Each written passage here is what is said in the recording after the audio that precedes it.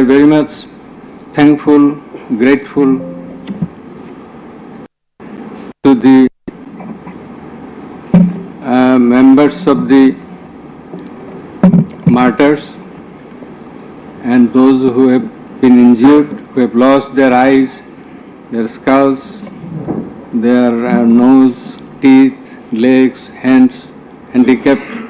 In spite of being handicapped, they attended the court. They deposed in the court and they assisted in the running of the trial of the case. We are thankful to our police personnel and all other security staff, BGB, SB, DB, Metropolitan Police, and all others. And many thanks to those who have come to depose in the court. And very much thankful to the prosecution. The learned prosecutor, Mr.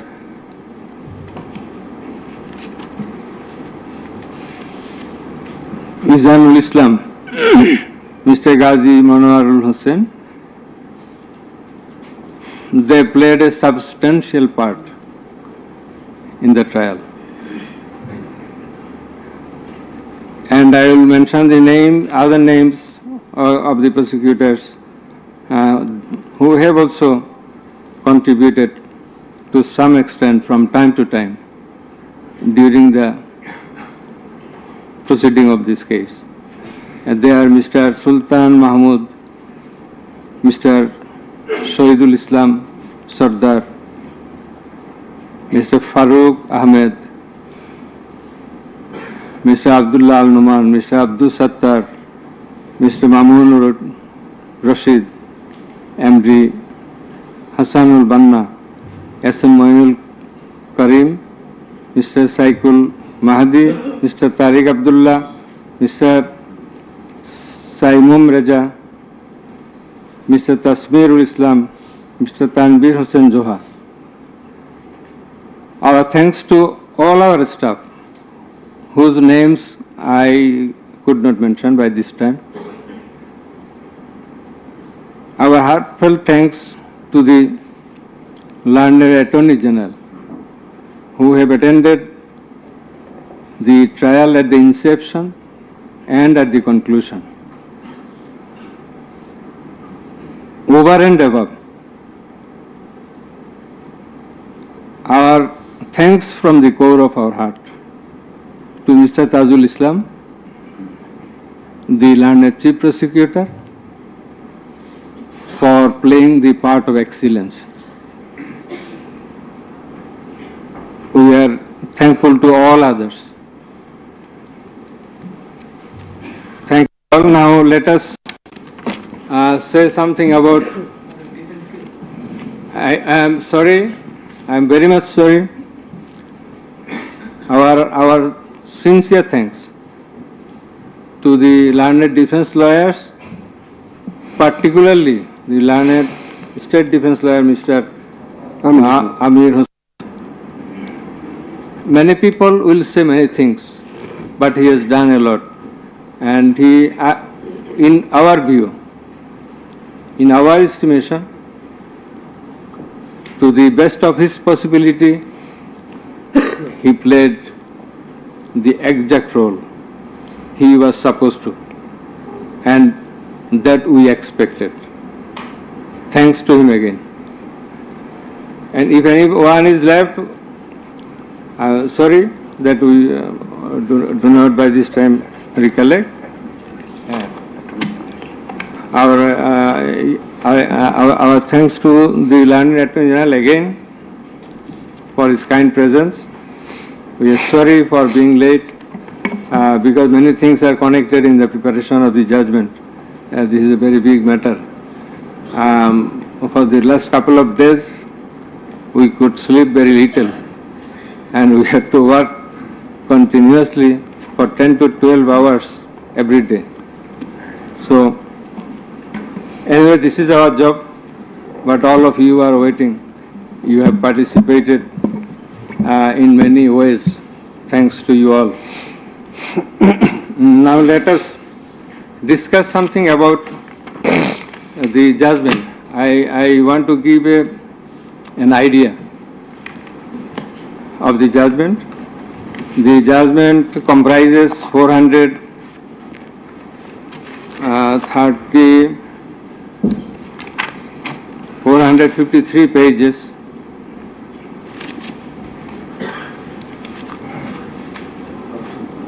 and it consists of 6 parts.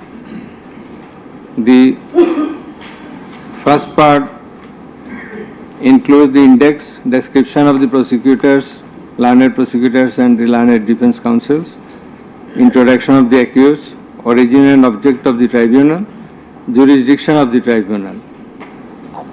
Article 7 of the Rome Statute, which is the basis of trial of our tribunal. Elements of the crime against humanity. We are trying the offense, we are holding trial of the crime against humanity. So, elements of crime against humanity, these are enunciated by the Rome Statute and being followed and exercised by the International Criminal Court and other international tribunals. We are also following the Rome Statute as well as our law, and particularly the elements. RFL র্যাকের নতুন magic, ধোয়া বাসনের পানি জমা হয় movable ট্রেতে, তাই kitchen থাকে একদম ক্লিন। আরএফএল র্যাক, গোছানো ঘরে মন ফুরফুরে।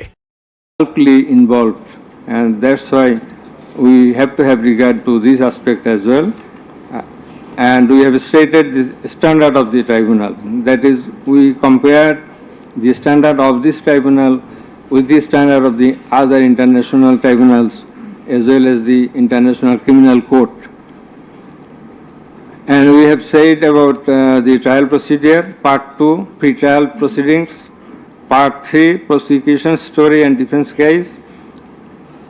We have stated about learned chief prosecutor submission on charge, learned state defense counsel's submission on charge, thereupon decision on charge, and then we have given the description of evidences in Part 4.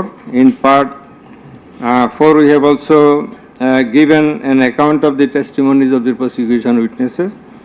In Part 5, we have given the illustration of the evidences, that is the discussion of the evidences. Used arms and ammunitions. We have given an account of the used arms and ammunitions. We have given a description. We have discussed about the telephonic conversations of accused Sheikh Hasina with a number of persons from time to time. We have discussed and extracted the reports of daily newspapers concerning the issues of this case, reports of United Nations Human Rights Commission, reports of Odhikar, another Human Rights Commission, reports of Human Rights Watch, and Globe Institute, and so on. We have discussed about the videos of the occurrences which have been displayed in the tribunal. And we have described the extent of cruelty administered upon the victims who have died and who have been seriously injured and lost their vital organs of the body. And we have talked about seized alamots. We have given account of the murders, number of murders, in accordance with the Gazette notifications published by our government and in accordance with the reports of United Nations Human Rights Commission and other organizations. In this context, I want to say that the exact report of martyrs or the victims or the sufferers or the injured persons or those whose whereabouts could not be traced this is quite natural. You will understand that since our liberation war in 1971, still we could not finalize the list of martyrs, the list of freedom fighters, list of the war criminals and others. So there are lists, but it varies. So it's a timely matter. It may vary. Somewhere you will find the figure 800, somewhere 1000, somewhere 1400. So substantial amount of the protesters have been killed.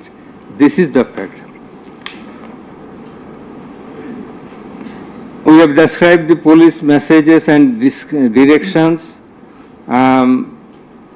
passed from the Himalaya natural glow saffron face cream, এতে আছে pure saffron যা dark স্পটের ওপরে ভেতর থেকে কাজ করে। এখন no dark spot, no dullness, ব্যাস মুখ ন্যাচারালি গ্লো করবে। Himalaya natural glow saffron face cream, glow naturally. 6, we have described, we have given an account of the learned Chief Prosecutor's arguments. The points of arguments, pertinent points of arguments have been described. We have also described the pertinent points of arguments raised by the learned State Defence Council. Thereafter, we have given an account of our observations and inference. And finally, we passed the order. So, this is all about the judgment. Now we will read out the very pertinent portions of the judgment one by one. At first, our learned member 2, he will read out a portion of the judgment commencing from origin and object of the tribunal, jurisdiction of the tribunal, and he will read out Article 7 of Rome Statute, elements of crime against humanity, elements of superior command status, responsibility, and then the charges. Thereafter, learned member 1, he will read out some portions from the discussion of the evidences, the report of the United Nations Human Rights Commission, and then the extent of cruelty administered upon the victims, and thereafter the points of arguments submitted by the learned Chief Prosecutor and the learned State Defence Council. And finally, I will read out the conclusion and the order. So it will take about 40 minutes. We hope that you will be listening to the deliberations. Thank you very much. Now the turn of our learned member 2, he is reading out as I have mentioned. Origin and object of the tribunal. The International Crimes Tribunal has been established under the International Crimes Tribunal Act 1973 to provide for the detention, prosecution and punishment of the persons for genocide, crimes against humanity, war crimes and other crimes under international law committed within or beyond the territory of Bangladesh, whether before or after commencement of the Act. Jurisdiction of the Tribunal. The Tribunal has got the jurisdiction to try the offences enshrined in Section 3 and 4 of the International Crimes Tribunal Act 1973. Section 3 provides, a tribunal shall have the power to try and punish any individual or group or individuals, organization or any member of any disciplined force, auxiliary force or intelligence agency who, irrespective of his nationality, commits or has committed within or beyond the territory of Bangladesh, whether before or after the commencement of this act, any of the crimes mentioned in its subsection 2. According to subsection 2 of section 3, the following acts or any of them is crime within the jurisdiction of a tribunal for which there shall be individual responsibility. The Constitution of Bangladesh has given upper hand in Article 47, subarticle 3 thereof to the application of the provisions of International Crimes Tribunals Act 1973 in the following manner. Notwithstanding anything contained in this Constitution, no law nor any provision thereof providing for detention, prosecution, or punishment of any persons who is a member of any armed or defense or auxiliary forces or any individual group of individuals or organization, or who is a prisoner of war for genocide, crimes against humanity, or war crimes and other crimes and crimes under international law shall be deemed void or unlawful, or ever to have become void or unlawful on the ground that such law or provisions of any such law is inconsistent with or repugnant to any of the provisions of the constitutions. Crime against humanity, namely murder, extermination, enslavement, deportation, imprisonment, abduction, confinement, torture, rape, sexual exploitation, enforced disappearance, human trafficking, sexual slavery, enforced prostitution, forced pregnancy, enforced sterilization or other inhuman acts when committed as part of a widespread or systematic attack direct against any civilian population with knowledge of the attack, or persecutions on political, racial, ethnic or religious grounds, whether or not in violation of the domestic law of the country were perpetrated. Section 4 provides as follows. Any individual or groups of individuals or any member of any disciplined force, auxiliary force or intelligence agency who commits a crime within the jurisdiction of the tribunal shall be responsible and liable for a punishment. Any commander, superior officer or leader who orders, permits, acquiesces, incites or participates in the commission of any of the crimes specified in section 3 or is connected with any plans or activities involving the commissions of such crimes, or who fails or omits to discharge his duty to maintain a discipline or to control or supervise the actions of the persons under his command or his subordinates, whereby such persons or subordinates or any of them commit any such crimes, or who fails to take necessary measure to prevent the commission of such crimes.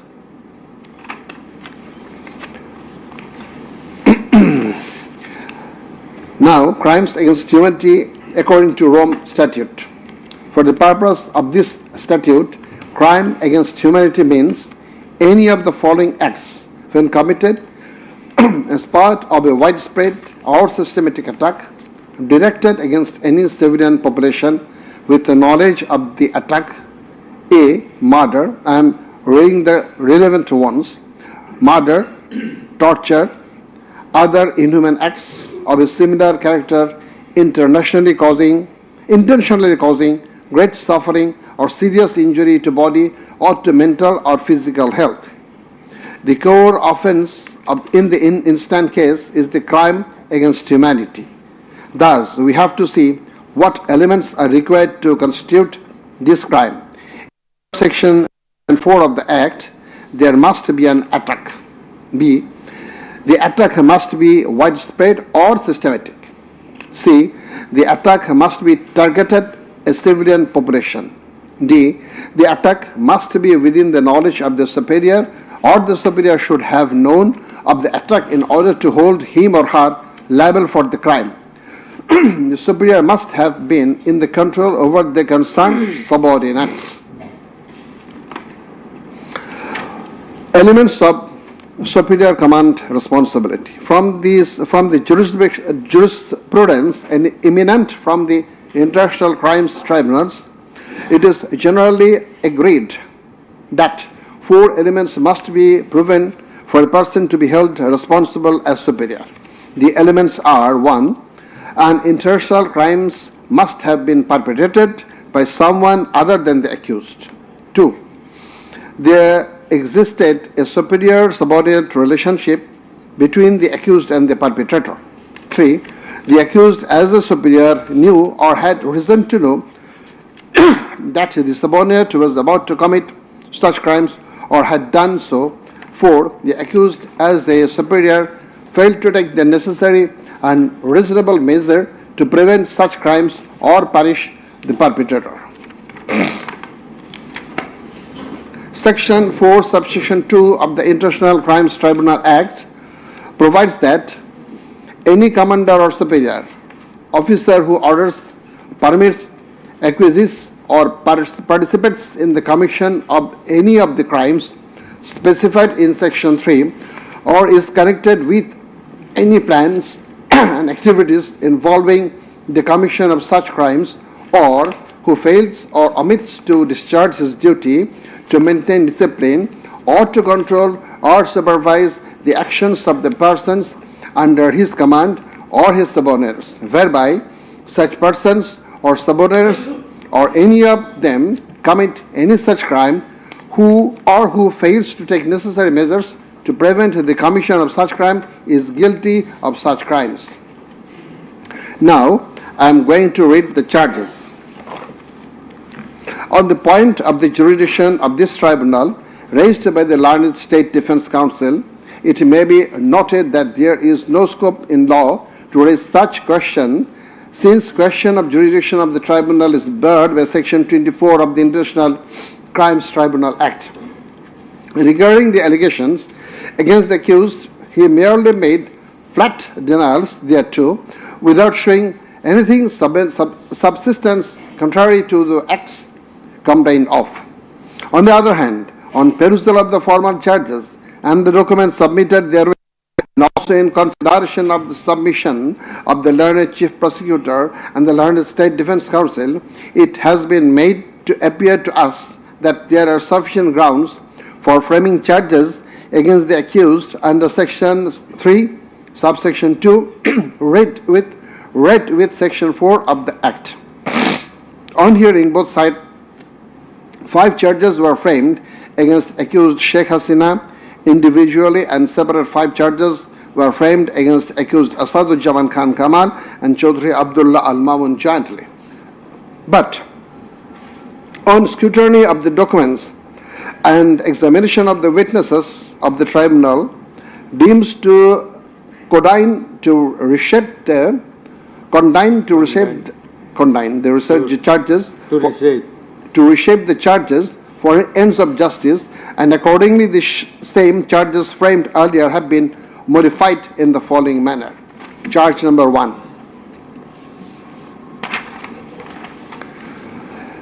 Incitement in order to attack and kill protesting students of Dhaka University and other academic institutions of the country, and also failure to take preventive and punitive measures, and thus killing hundreds and severely injuring thousands of protesters.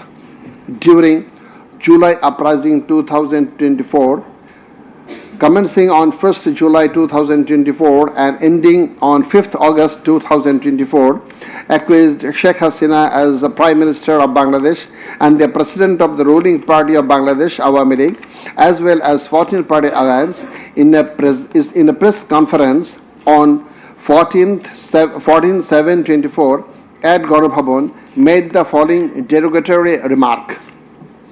মুক্তিযোদ্ধার নাতিপুতিরা চাকরি পাবে না তো কি রাজাকারের নাতিপুতিরা চাকরি পাবে? If the grandchildren of freedom fighters should not get job, should the grandchildren of Rajakars get it? Pointing towards the protesters of anti-discrimination student movement, while demanding rational reform of quota system in government job, whereby the left defamed They felt.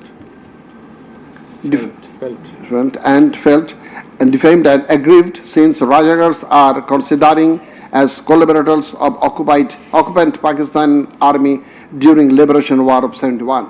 And thereafter, the term has been being used to stigmatize an individual or group of individuals as enemy of the state of the people.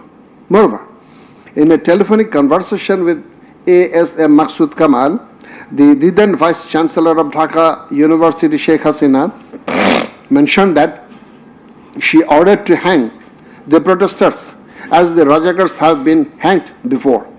Furthermore, being incited and inspired by the said remark, Cabinet Minister and Awami League Secretary Obaidul Qadir, separately charged, made another provocative, aggressive remark on 15th July of 2024 at 12 noon, saying, Andolon Domone Chhatraligi Jotheshto.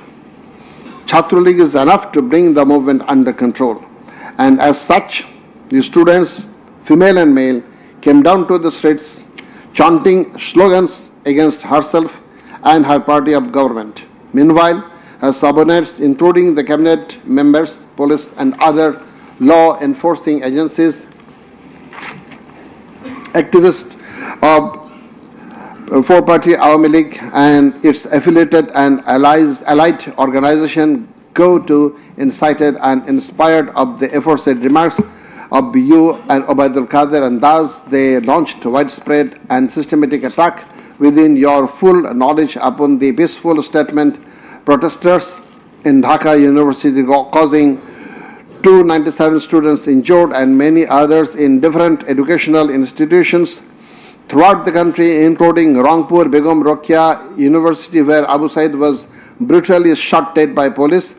By your incitement and order to kill the protesting students who have been injured and killed as the aforesaid, and also by failure to take preventive and punitive measure against the perpetrators, accused Sheikh Hasina committed the crimes against humanity under Section 3, subsection 2, under Section 4, subsection 1, clause B, and Section 4, clause 3, subsection 3, read with Section 20A of the International Crimes Tribunal Act 1973.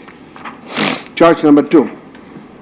Order to use lethal weapon, drones and helicopters to kill the protesters and execution of the order.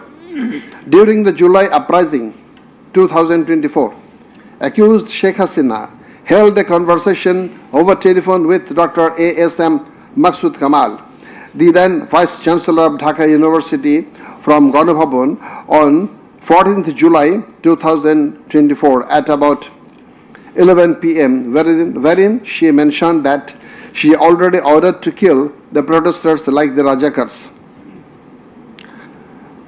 who have been hanged before. Again on July 18th, Sheikh Hasina conversed over telephone with Sheikh Fazlur Taposh, the then Mayor of Dhaka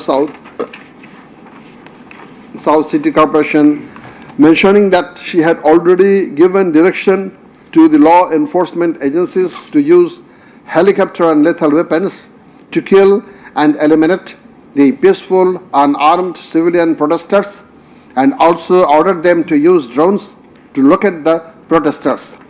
She also told him that she passed orders to arrest and protesters across the country.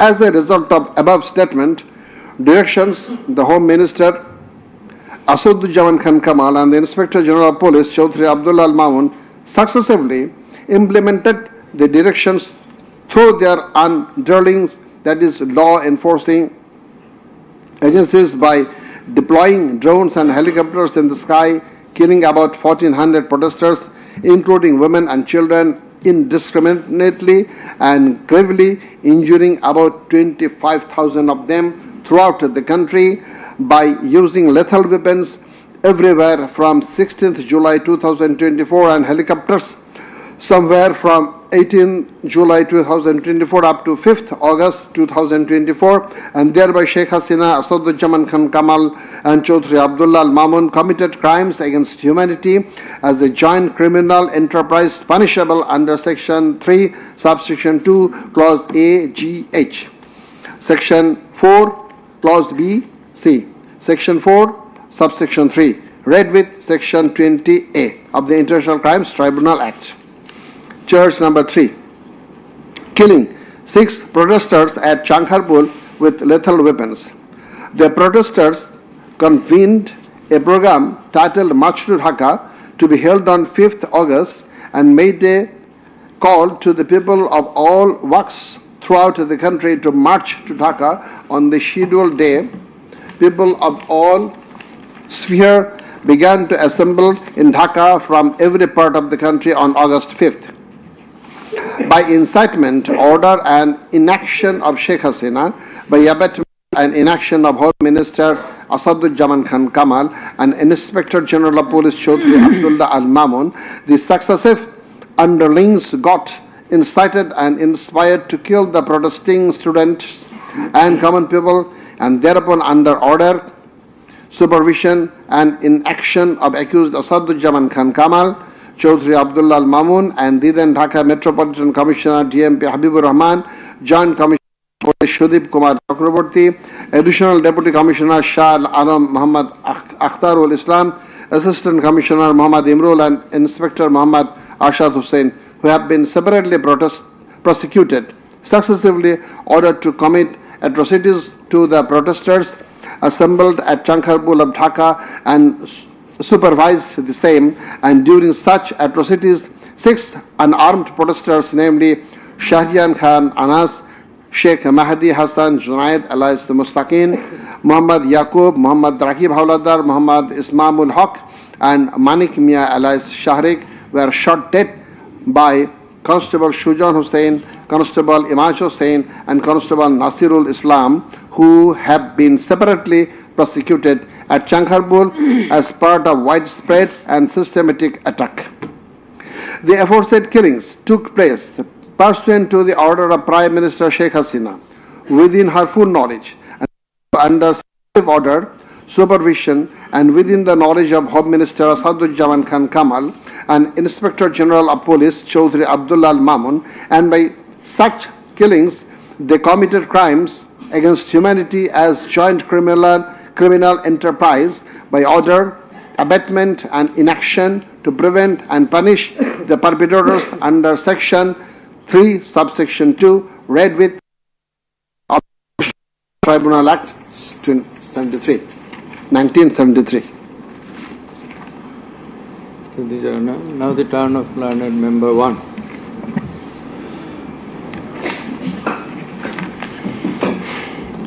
It transpires from the prosecution witnesses deposed in corroboration of the facts of incitement and order of accused Sheikh Hasina to deploy drones and helicopters and also to use lethal weapons to kill the protesters. The daily newspapers of Bangladesh also published reports of such incitement and order of Sheikh Hasina. Moreover, the prosecution executed the pendrive CD containing telephonic conversation of Sheikh Hasina with Dhaka University Vice Chancellor A.K.M. Maqsood Kamal, Dhaka South City Corporation Mayor Fazlenut Taposh and Hassanul Haq Inu. The concerned device containing the said conversations have been played in the tribunal, and thereupon we find that in the conversation with the Dhaka University Vice Chancellor A.S.M. Maqsood Kamal, accused Sheikh Hasina mentioned that she already ordered to hang the students as Razakars have been hanged. Now I am mentioning the substantial portion from his conversation with, from her conversation with A.S.M. Maqsood Kamal, the accused Vice Chancellor of Dhaka University. Sheikh Hasina, তো রাজাকারের তো ফাঁসি দিছি, এবার তাদেরও তাই করব, একটাও ছাড়বো না, আমি বলে দিচ্ছি। শেখ হাসিনা, কোন দেশে বাস করি আমরা? এদেরকে বাড়তে বাড়তে তো রাজাকার হয়েছে দেখিস নাই, সবগুলোকে ফাঁসি দিছি, এবার তোদেরও ছাড়বো না। শেখ হাসিনা, সব এইগুলাকে বাইর করে দিতে হবে। আমি বলে দিছি আজকে সহ্য করার পরে অ্যারেস্ট করবে, ধরে নেবে এবং যা অ্যাকশন নেওয়ার নেবে।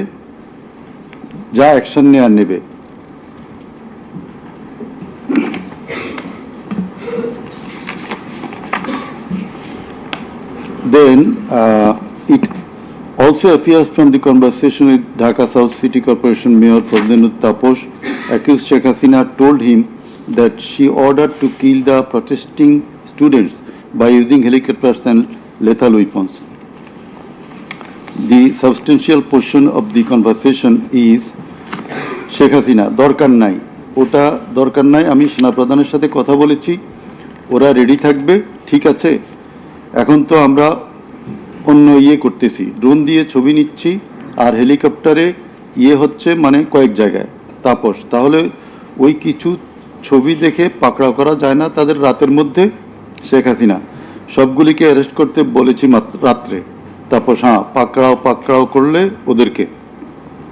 শেখ হাসিনা, না, ওটা বলা হয়ে গেছে, ওটা নিয়ে র্যাব, ডিজিএফআই, এনএসআই সবাইকে বলা হয়েছে যে যেখান থেকে যে কয়টা পারবা ধইরা পেল। তাপস, জি।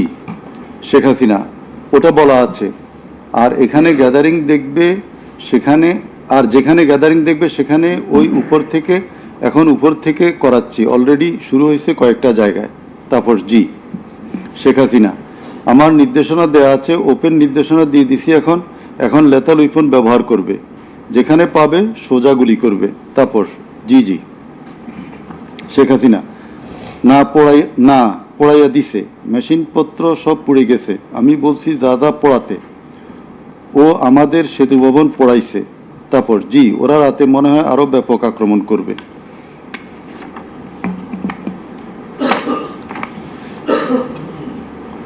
In the conversation with the Hasanul Haq Inu, accused Sheikh Hasina mention of bombing upon the protesters from the helicopter. The substantial portion, relevant portion from the conversation. Sheikh Hasina, না, আমি বলছি ক্যাজুয়ালিটির দরকার নাই, ওরা ব্যারিকেড নিয়ে আছে তো ঠিক আছে, আকাশ থেকে নামবে, তখন দুই পাশ দিয়ে ধরবে, মেসেজটা দিয়ে দিতে পারেন যে সেনা পাঠানো হচ্ছে আর হেলিকপ্টার দিয়ে সোজা বম্বিং করা হবে, র্যাবের হেলিকপ্টার দিয়ে উপর দিয়ে মারবে। হাসানুল হক ইনু, আপনি এই জামাত শিবিরের মেরুদণ্ডতা আবার ভেঙে দেন ঢাকা শহরে। শেখ হাসিনা, এক্কেবারে। শেখ হাসিনা, হ্যালো।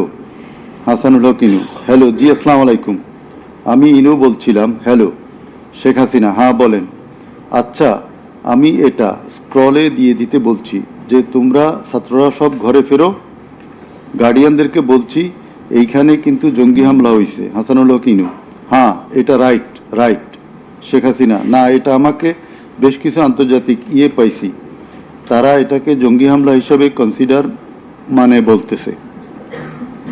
হাসানুল হক ইনু, হ্যাঁ, জঙ্গি হামলাই হয়েছে, এই কার্ডটা খেলবো আমরা এখন। শেখ হাসিনা, না, কার্ড খেলা না, এটা আমি আগে করি নাই, কিন্তু আমাকে আন্তর্জাতিক সংস্থা থেকে মেসেজটা দিচ্ছে যে এটা জঙ্গি হামলা। হাসানুল হক ইনু, জঙ্গি সন্ত্রাসের মোকাবিলা করছে এখন সরকার। শেখ হাসিনা, তারা আমাকে এটাই বলছে যে এটা জঙ্গি হামলা, দিয়ে দিব পেপারে।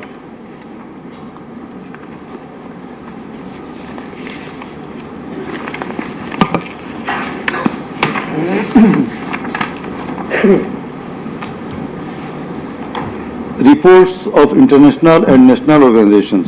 United Nations Human Rights Office held an investigation into July-August 2024 atrocities in Bangladesh and mentioned in its report that the following inhuman and unlawful acts were committed by protesters during the movement and reported as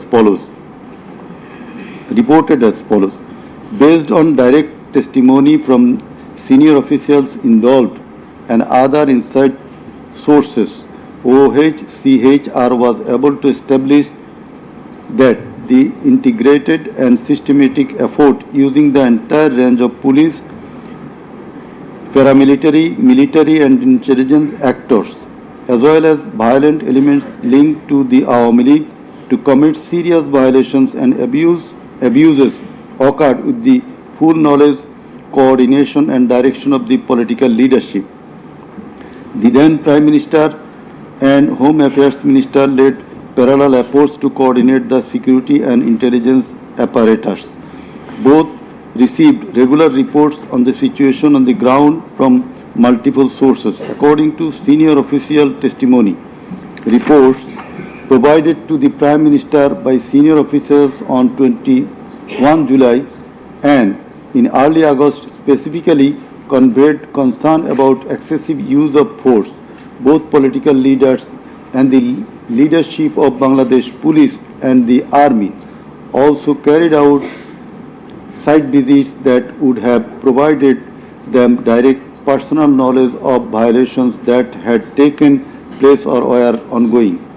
Furthermore, the political leadership issued direct orders and other directives authorizing and guiding operations by BGB, RAB, DGRI, the Bangladesh Police and its detective branch that involved serious violations of human rights against protesters and other civilians, including extrajudicial killings and arbitrary detention. Based on reported deaths complied by governmental and non-governmental sources in combination with other available evidence, OHCHR assesses that as many as 1,400 people could have been killed during the protests. The vast majority of whom were killed by military rifles and shotguns loaded with lethal metal pellets commonly used by Bangladesh's security forces. Thousands more suffered severe, often life-altering injuries. More than 11,700 people were arrested and detained, according to the information from the police and RAB provided to OHCHR. Government attempted to intimidate and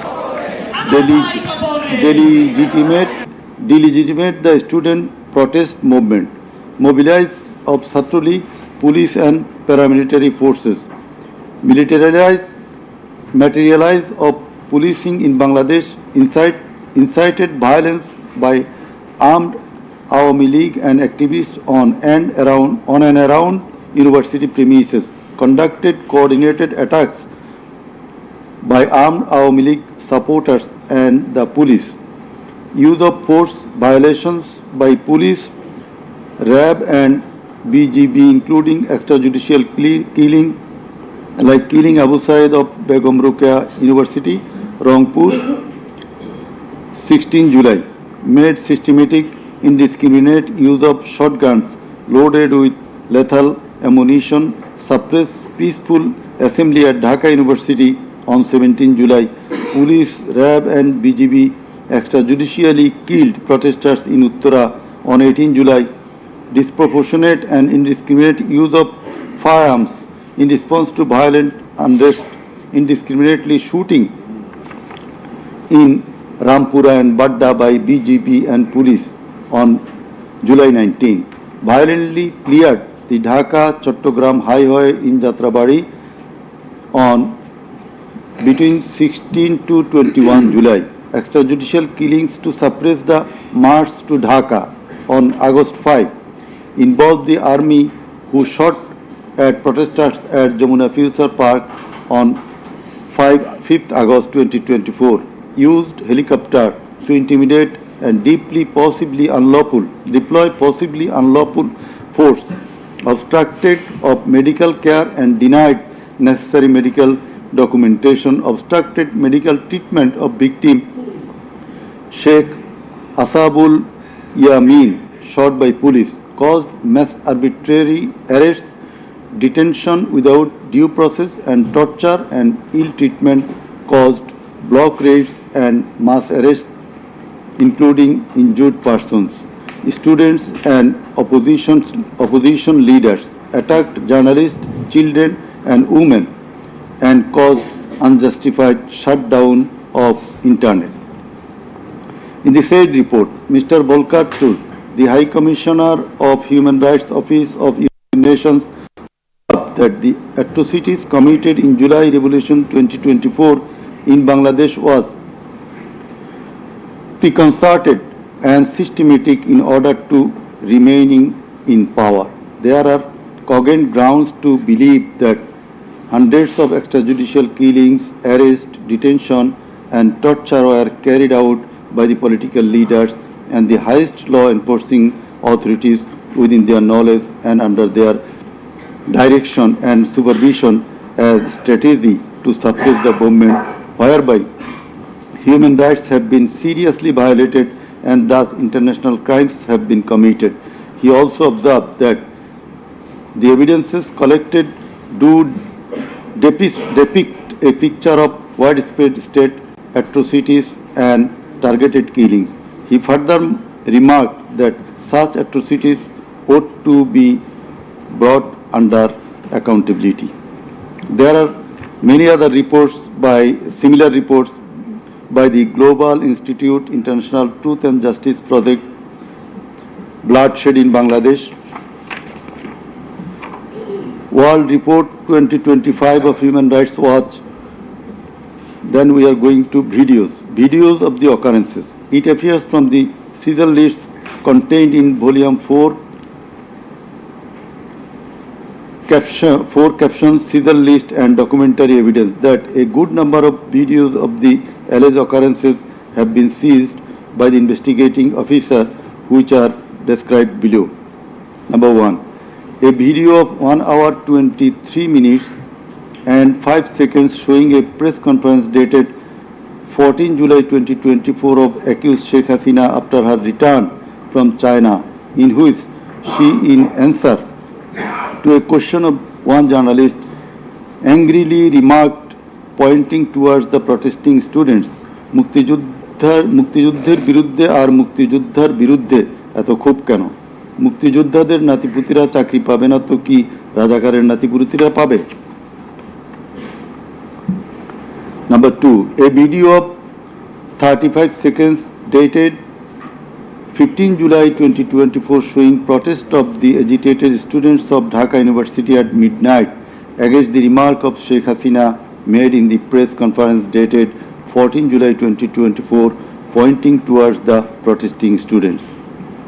Number 3, a video showing the remark Rajakarder jawab debe Chhatrolig. Number 4, a video of 1 minute 5 seconds which shows attack upon the students of Kota movement by Bangladesh Chhatrolig leaders and activists on 15 July 2024 at night. A video which shows that Prime Minister Sheikh Hasina, while visiting damaged metro rail station on 26 July 2024, defended her previous comment in the press conference dated 14 July 2024. Number 6, a video showing Prime Minister Sheikh Hasina in course of her deliberation in a function of Jubo Mohila League held in July 2024 commented that the Kota movement was illogical and also commented Jamaat Shibir Manusher Jatna. Number 7, a video showing some adverse remark of Sheikh Hasina against the female students of Rokeya Hall of Dhaka University meeting at her office on 15 July 2024. A video showing how Sheikh Hasina asked Delhi to attack Dhaka. A video shows the scenario of how protesting student Mugdho was shot dead in the July movement. This video was broadcast by YouTube channel named Narrative Bangladesh on 19 April 2025. A video which shows the scene of shooting a young person named Ridoy by police in the July movement. This video was broadcast by YouTube channel named International Truth and Justice Project on 15 January 2025. A video named Jatrabari Evidence of a Massacre Bangla showing the scenarios of killing and torturing some participants of the movement. This video was broadcast by International Truth and Justice Project YouTube channel on 14 January 2025. A video showing the scene of carrying bullet stricken young man named Nafiz at Farmgate of Dhaka. This video was broadcasted in Jamuna TV YouTube channel on 14 August 2024. A video showing how movement participant Khokon Chandra Burman was injured with gunshot in his face. It appears that the whole face including mouth, nose and eyes of Khokon Chandra Burman have been completely disfigured. This victim deposed in the tribunal as PW number 1. A video titled নির্মম 19 জুলাই শতাধিক লাশ হাজারো গুলিবিদ্ধ রক্তের জন্য হাহাকার DMC 19. A video titled RAB helicopter attacked Kota Andolon 2024 showing operation upon the protesters from RAB helicopters at different parts of Dhaka in July 2024. A video showing how protester Imam Hassan Taim Bhuiya was shot dead at Jatrabari, Dhaka. 4 videos in a pen drive showing the passing of order by DMP Commissioner Habibur Rahman to the subordinate asking them to shoot the protesters below waist.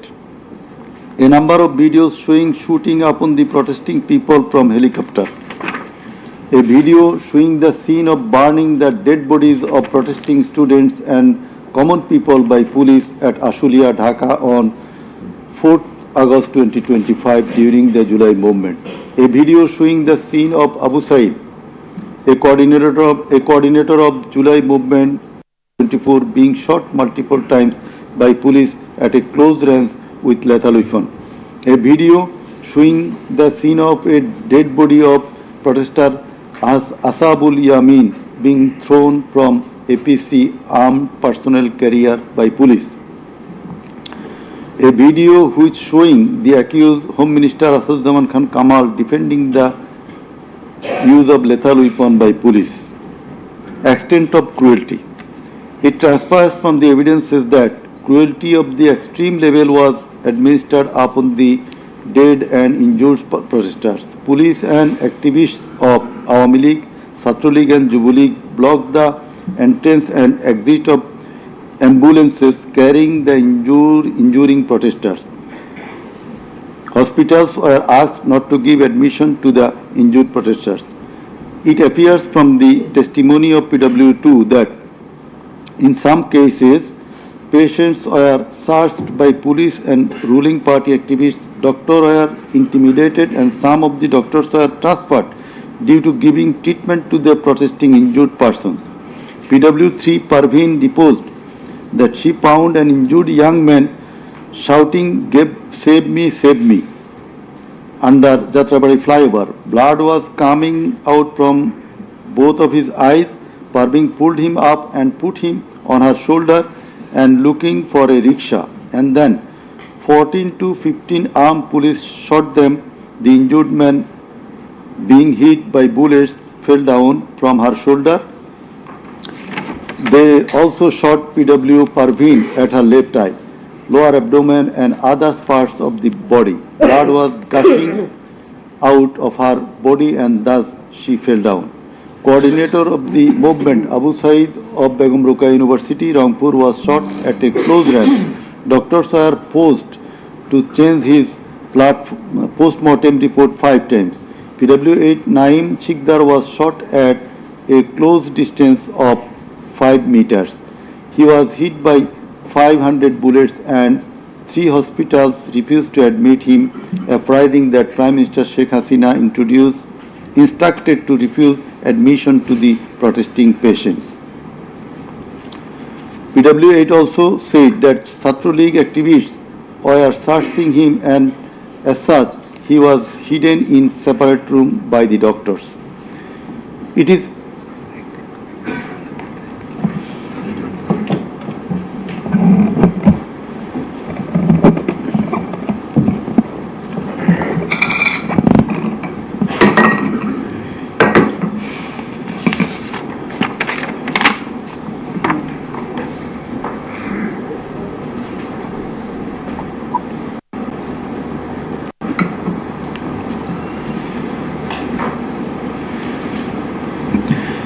It is revealed from the evidence of PW9 Shahina Begum that police burned the dead body of her son along with some other dead bodies in Ashulia of Dhaka. PW10 MD Enab Nazez Zaki also stated that his son was killed and then the dead body was burnt by police in Ashulia. We find from the testimony of PW10 Asabur was shot dead and set ablaze. It appears from the testimony of PW13 Dr. Muhammad Mahfuzur Rahman that most patients admitted to the hospital had no skull. The detective branch members had forbidden the doctors not to be serious in the treatment of the protesting patients and also that they had been instructed from the higher authorities not to release the protester patients admitted there. The patients were mostly aged 13 to 30 years. The DB also asked the doctors not to admit any more patients injured in the movement.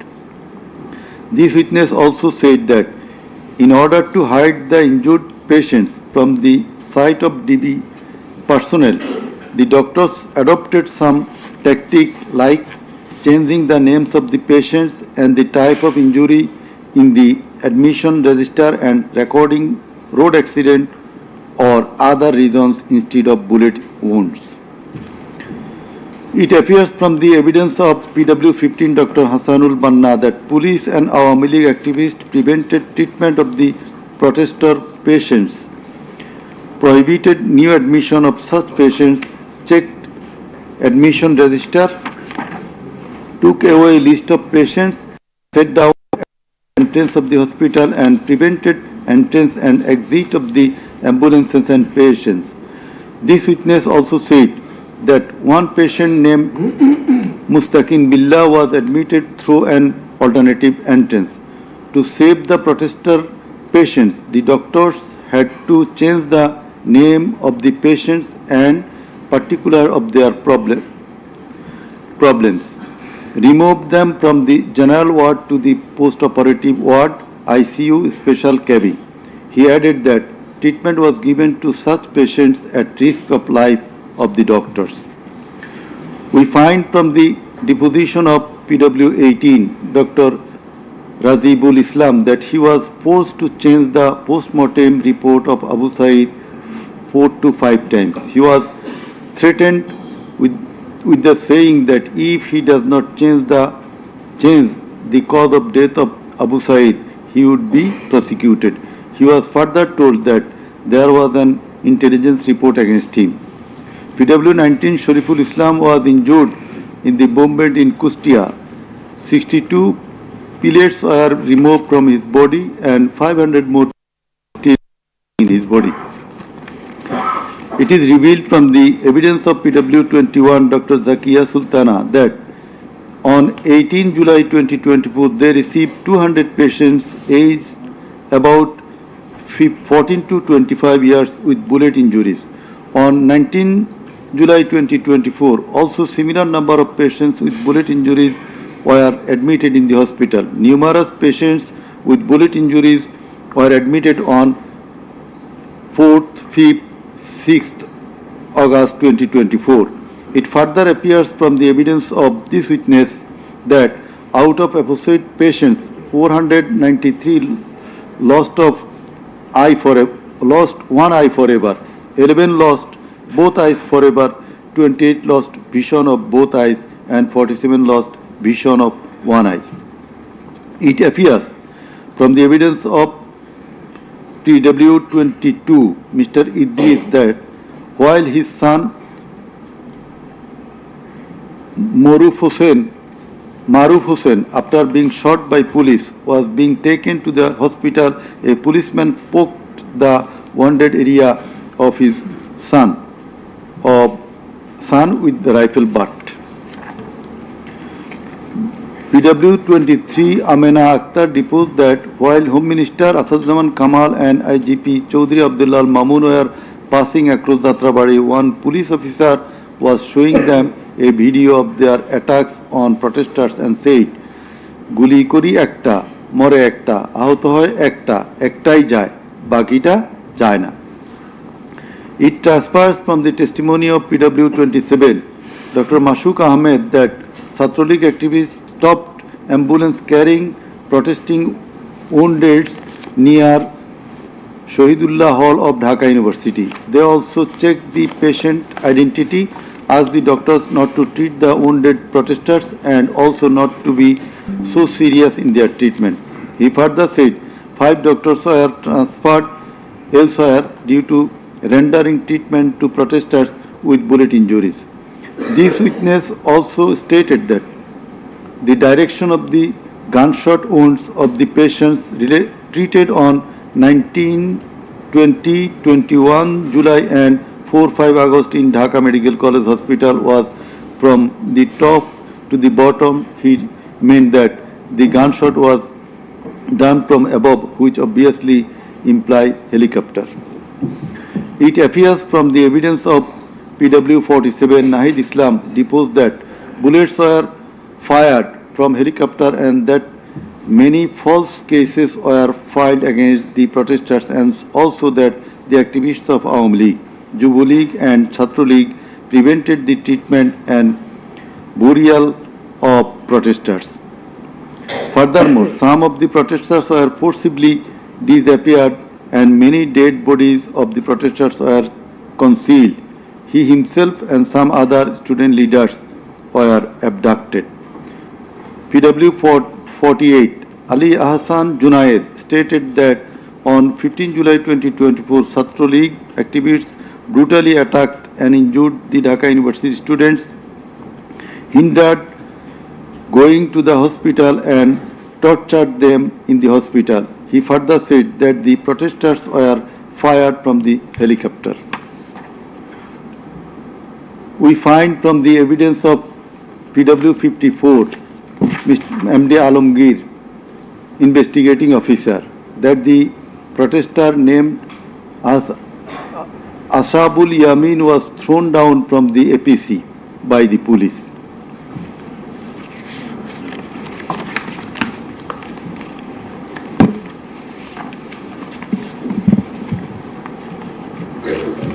Summing up by the learned Chief Prosecutor. The learned Chief Prosecutor advanced argument on conclusion of the testimonies of the prosecution witnesses. He submitted that the instant case is an unprecedented and unexceptional one in the history of this subcontinent. After achieving independence in 1971, the people of the country had a great expectation and belief that all sorts of suffering, poverty, tyranny and high-handedness of the government and the mighty quarters would come to an end and people would enjoy liberty, happiness and all fundamental rights, but all these have been doomed to ashes. The learned prosecutor dubbed the ruling party Awami League as fascist ab initio. From the very inception of independent Bangladesh, the Awami League government concentrated to perpetuate its power by way of exploitation, torture, killing, abduction, denial of democracy and fundamental rights of the people, freedom of press and speech, as well as social justice, and thereupon established dictatorship by forming Bhakshal. The then Awami League government, led by Sheikh Mujibur Rahman, planned in connivance with a neighboring country to weaken and abolish our glorious army and thus formed Rakhi Bahini, an armed organized parallel to the army. In the like way, after coming to the power in 2008, accused Sheikh Hasina's government committed the same acts like torture, abduction, killing, false prosecution, imprisoning, confinement, enforced disappearances, so dominated judiciary, restricted the freedom of press and freedom of speech. Sheikh Hasina oppressed the critics, writers, journalists, members of civil societies, lawyers and judges, and ousted many of them from the country.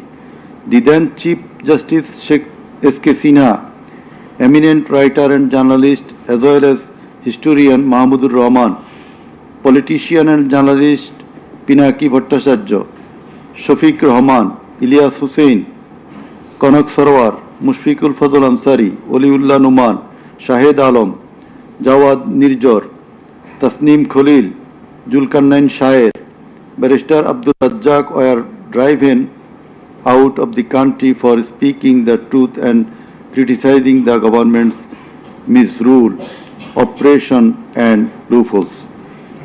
In 2008, with Sheikh Hasina's conspiracy as that of her father, 57 senior army officers, while an deputation in Bangladesh Border Guard, that is BGB, were killed in an official congregation of Pilkhana BGB headquarters by the Awami League leaders and loyal army officers. Thereafter, no action was taken against those killers. In 2013, the law enforcers and the ruling party activists killed hundreds of innocent young and underage madrasa students in a congregation arranged by Islamic organization Hefazat-e-Islam at Shapla Chattor, Dhaka, without any cogent reasons, and thereafter no action was taken against the killers.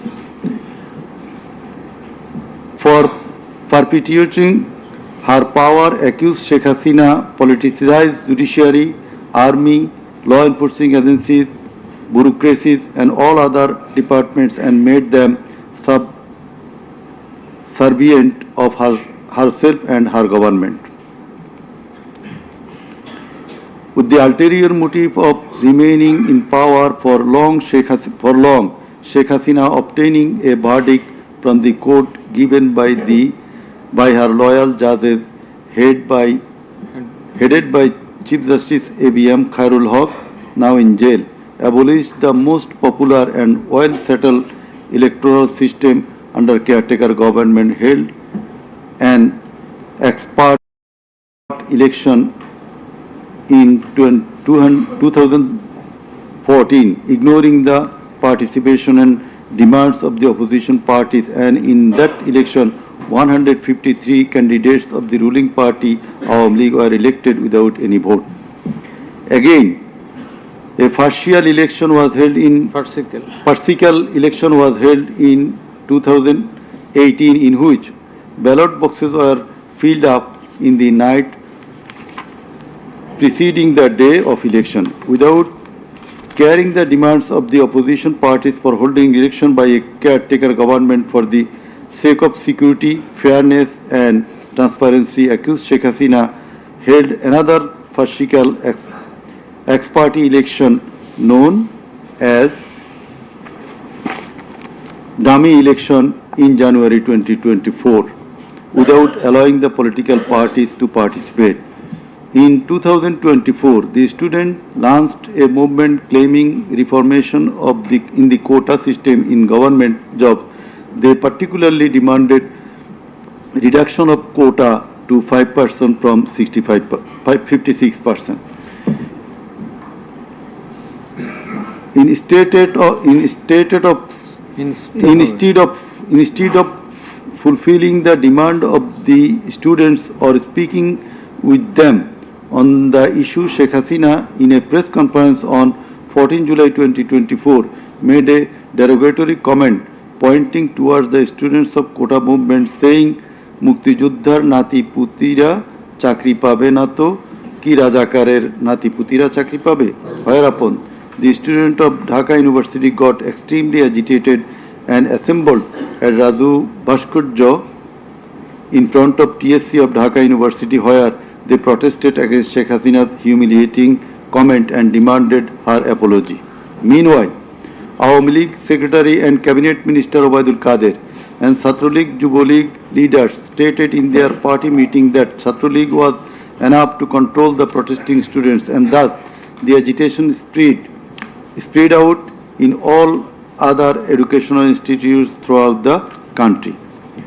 The armed activists of Chhatra League and Yuva League attacked all on a sudden upon the protesting students with deadly weapons at the midnight, causing 297 of them injured and hospitalized. Moreover, the said terrorists hindered the injured students from going to the hospital, and furthermore, they also attacked the injured students in the hospital. From 16 July 2024, the Chhatra League and Yuva League terrorists along with the law enforcers killed and injured many students at various parts of the country. On 16 July 2024, as part of the widespread and systematic attack, student Abu Said of Rangpur Begum Ruqayya University was repeatedly shot at a close range by police, causing his death and also injured many protesting students. Accused Sheikh Hasina ordered the law enforcers and the activists of Awami League, Chhatra League and Yuva League to use drone, helicopter, lethal weapons to kill the protesters, and accordingly from 18 July to 1st August 2024 they killed hundreds of protesters and injured thousands throughout the country by using drone, helicopter and various types of lethal weapons. As part of the widespread and systematic attack in pursuance of the incitement and order of accused Sheikh Hasina and direct participation, abatement order and supervision of accused Asaduzzaman Khan Kamal and Inspector General of Police Chaudhry Abdullah Al Mamun, 6 protesters were brutally killed and many were seriously injured with lethal weapon by police at Sankarpur on 5th August 2024. Similarly, the law enforcers and activists of Awami League, Chhatra League and Yuva League killed 6 persons at Ashulia with lethal weapons on 5th August 2024. One of the 6 was unidentified. After being shot dead, police inhumanly burned the dead bodies. Before being burned, the dead body unidentified protesters was alive. The learned chief prosecutor submitted that the family members of the martyrs, the injured victims and other witnesses proved the aforesaid occurrences. The said occurrences were also recorded in videos and audios which have been played in the tribunal. The conversations recorded in DVD, CD and the videos of the occurrences have been examined by the CID experts who found that the said conversations and videos are not generated by artificial intelligence. In addition to the incitement, order, participation of the accused in the alleged atrocities, the accused are liable for their abstention from taking measures for the prevention of the same or taking any punitive measures against the doers thereof. Being the Prime Minister, accused Sheikh Hasina was the Supreme Commander of the law enforcing agencies, inclusive of the Home Minister and the Inspector General of Police, and as such, the crimes against humanity in question could not take place without the involvement, express or tacit of them. The learned chief prosecutor added that the movement of the students continued for 36 days, during which, as stated herein before, hundreds of protesting students and common people were killed and thousands were seriously injured, most of whom became permanently handicapped and blind. But accused Prime Minister Sheikh Hasina and the other accused and none of the government authorities or the leaders of the ruling party Awami League expressed concern or remorse for such atrocities so far.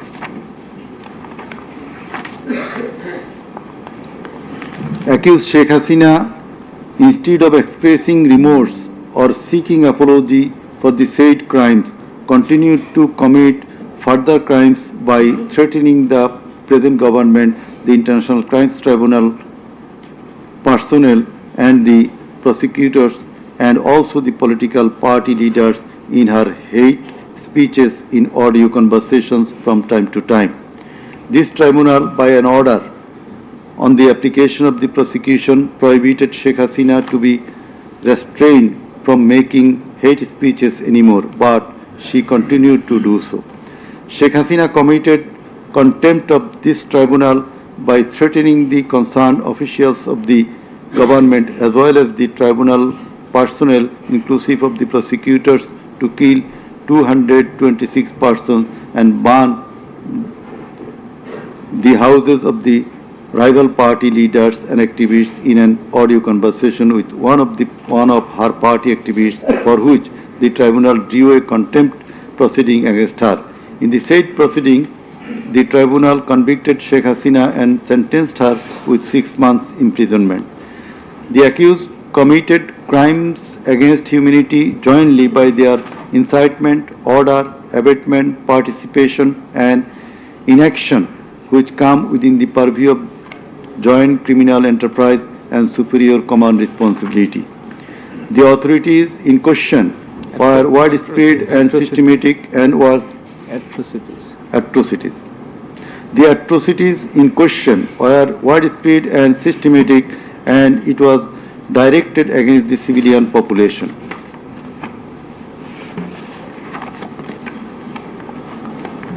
The learned chief prosecutor concluded his submission with the saying that in the circumstances it has been proved and established beyond reasonable doubt that the accused committed the crimes against humanity by their incitement, order, participation, abatement and also inaction, whereupon they deserve the maximum punishment as prescribed by section 3 subsection 2 A, G, H and section 4 subsection 1 subsection 2A, 4.2b, 4.2c and 4.3 of the International Crimes Tribunal Act 1973.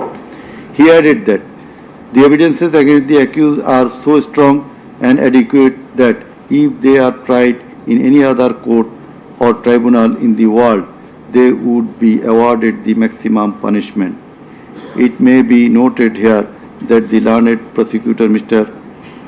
Sheikh Mahdi assisted the chief prosecutor by referring a number of decisions of different international tribunals.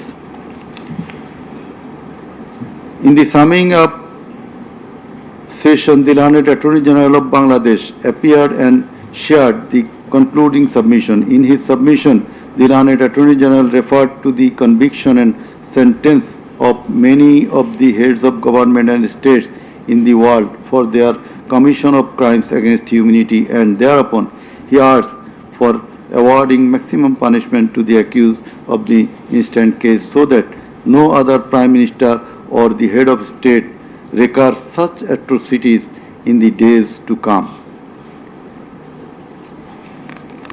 Summing up by the learned State Defence, Mr. Amir Hussain, the learned State Defence Council argued that accused Sheikh Hasina and Asaduzzaman Kamal are quite innocent. The accused did not incite or order or participate or abet the commission of the crimes against humanity in question. The trial itself against the accused under the International Crimes Tribunal Act 1973 is unlawful since the act was passed for the purpose of trial of the persons who committed genocide in 1971. Allegedly, the atrocities spread throughout the country, but the prosecution failed to examine witnesses of all the districts where atrocities took place. The Learned Defence Council submitted that no helicopter was used to kill the protesting students and public in the July-August movement 2024. The audio conversations in question have not been duly examined by the experts. Although the audios have been examined by CID, the same should have been examined by some more experts. He questioned the prosecution's claim as to the number of the deaths and injured. He stated that although the prosecution claimed that 1,500 protesters died and 25,000 injured, but the Gazette notifications of the government shows the number of dead protesters as about 800. He emphatically asserted that accused Sheikh Hasina did neither incite nor order nor take part in the alleged atrocities or crimes against humanity. Mr. Amir Hussain vehemently opposed the words of the learned chief prosecutor terming Sheikh Hasina and Asaduzzaman Kamal as fascist. He also opposed the assertion of the learned chief prosecutor that Sheikh Hasina fled to Delhi due to the commission of the crimes against humanity by the wave of the mass movement.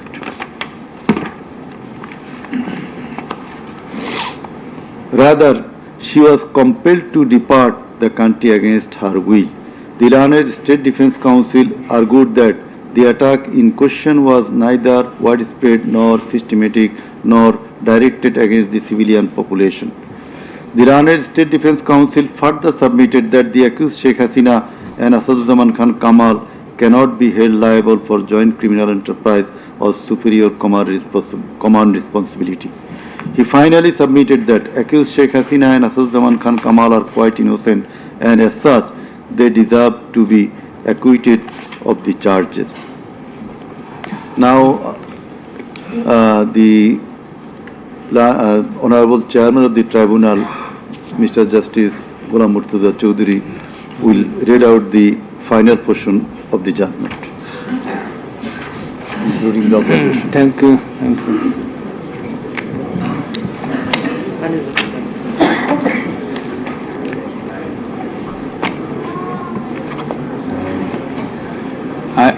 I will start with some matters of judicial notice. And before that, I am sorry that I did not mention the name of learned prosecutor Abdus Subhan, Mr. Abdus Subhan Tarabdar. Sometimes he was found here. I think he remains busy in this tribunal too. Sorry? So he was seen sometimes here to assist us. So our thanks to him as well. We have taken judicial notice of some incidents. Number 1, accused Sheikh Hasina started making contemptuous and hate speeches in the social media subsequent to the July movement 2024, whereupon she was ordered by this tribunal to be restrained from such speeches of contempt and hatred. Secondly, in a telephonic conversation with a party activist named Mr. Shakil, accused Sheikh Hasina, infringing tribunal's order, made some hateful and contemptuous remarks, asking said activist Shakil to kill 226 persons, as 226 cases have been filed against her, and to burn the houses of the rival people, whereupon this tribunal convicted her for contempt of the tribunal and sentenced her to 6 months imprisonment. Another one, the tribunal has further noticed one of her interviews published in the Daily Star a few days ago. The date has not been noted here, in which she impliedly admitted that atrocities had certainly taken place in July movement 2024, but she denied that she ordered to commit such atrocities. It has further been noticed by the tribunal that in another interview with a YouTube channel named Desh Samoy of India, accused Prime Minister Sheikh Hasina admitted her responsibility for the July 24 atrocities in the words, within quotation, as the leader of the country, I assume ultimate leadership responsibility. Furthermore, we have noticed that Sheikh Hasina made an interview with Delhi Anandabazar of India on 7 November 25, wherein she admitted her superior command responsibility. So you may find the newspapers. Now I will start with our observations and inference. From the foregoing findings, facts and circumstances, it transpires that the students of Dhaka University and other academic institutions had launched a movement on 1 July 2024 demanding reformation in the quota system in the government jobs and continued the same till 5 August 2024. The government did not pay heed to the demands of the students.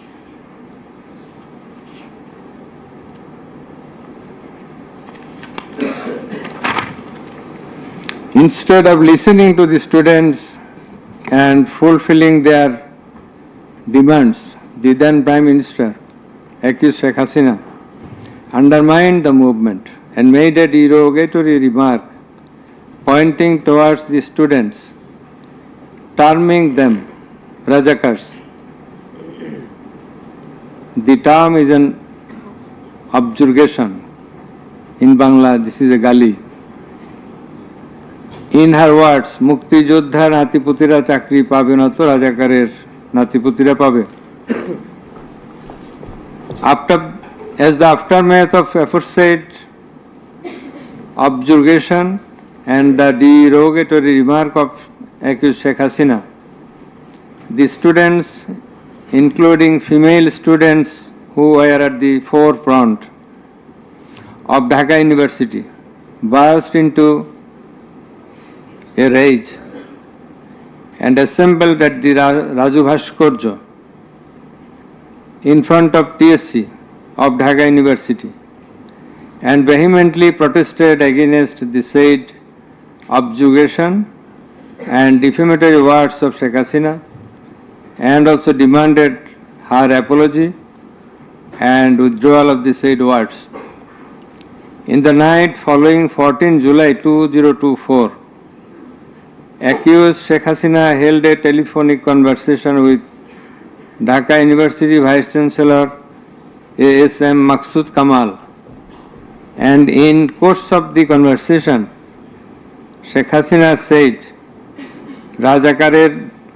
রাজাকারদের তো ফাঁসি দিয়েছি, এবার তোদেরও তাই করব, একটাও ছাড়ব না, আমি বলে দিচ্ছি। Rajakars have been hanged, now they also will be hanged, none will be spared. I have already ordered. This is the translation. She again said, রাজাকারদের কি অবস্থা হয়েছে দেখিস নাই, সবগুলোকে ফাঁসি দিছি, এইবার তোদেরও ছাড়ব না। In the said conversation, Sheikh Hasina further said, আমি বলে দিচ্ছি আজকে সহ্য করার পর অ্যারেস্ট করবে, ধরে নেবে এবং যা অ্যাকশন নেওয়ার নেবে। And it is crystal clear that Sheikh Hasina expressed her incitement to the activists of her party Awami League and affiliates Chhatra League and Yuva League, and also gave provocation to the protesters, and furthermore she expressed that she ordered to kill and eliminate the protesting students. The concerned pen drive CD containing the above conversation as well as the transcript thereof have been submitted in the tribunal.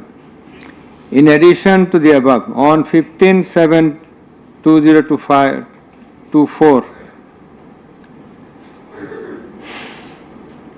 Awami League Secretary and Cabinet Minister Ubaidul Qadir made another provocative remark, saying, Andolon Domane Chhatroligi Jotheshto. Chhatroligi is enough to control the movement. Whereupon the protesting students of Dhaka University burst into anger and vehemently protested against Sheikh Hasina, Ubaidul Qadir and the government. The activists of Chhatra League, Yuva League attacked the protesting students with various deadly weapons and severely injured hundreds of them, whereupon they had to be hospitalized. The attackers impeded the injured students proceeding to the hospital and also impeded their treatment. Moreover, the attackers made further attacks upon the students undergoing treatment in the hospital. In consequence of the above noted incitements of Sheikh Hasina, in the press conference on 14 July 2024, are ordered to kill them as revealed in her conversation on the following night with Dhaka University Vice Chancellor, and also the provocative and aggressive remark of Awami League Secretary Ubaidul Qadir. The law enforcers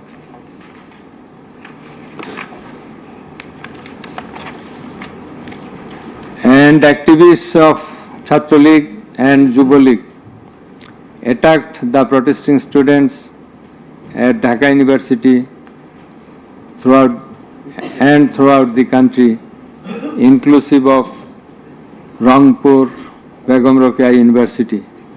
And in furtherance thereof, police shot Begum Rokeya University student Abu Said repeatedly at a close range, whereupon he succumbed to the gunshots. The above mentioned conversation of Sheikh Hasina with the Dhaka University Vice Chancellor S.A.M. Maqsood Kamal has been examined by the experts in the CID Forensic Laboratory, and it appears from the report of the examination that the conversation was genuine and that the same have not been generated by artificial intelligence, AI. The concerned experts deposed in corroboration of the genuineness of the impugned conversation. Furthermore, we find support of such conversation in the reports of daily newspapers. In addition to the above, the concerned CD, pen drive containing the conversations has been played in the courtroom in course of the proceeding, and thereupon the conversation seemed to be genuine. The remarks of Sheikh Hasina in the press conference on 14/7/24 has been watched by many people in the television channel and social media. Almost all the witnesses, while deposing in the tribunal, mentioned that they watched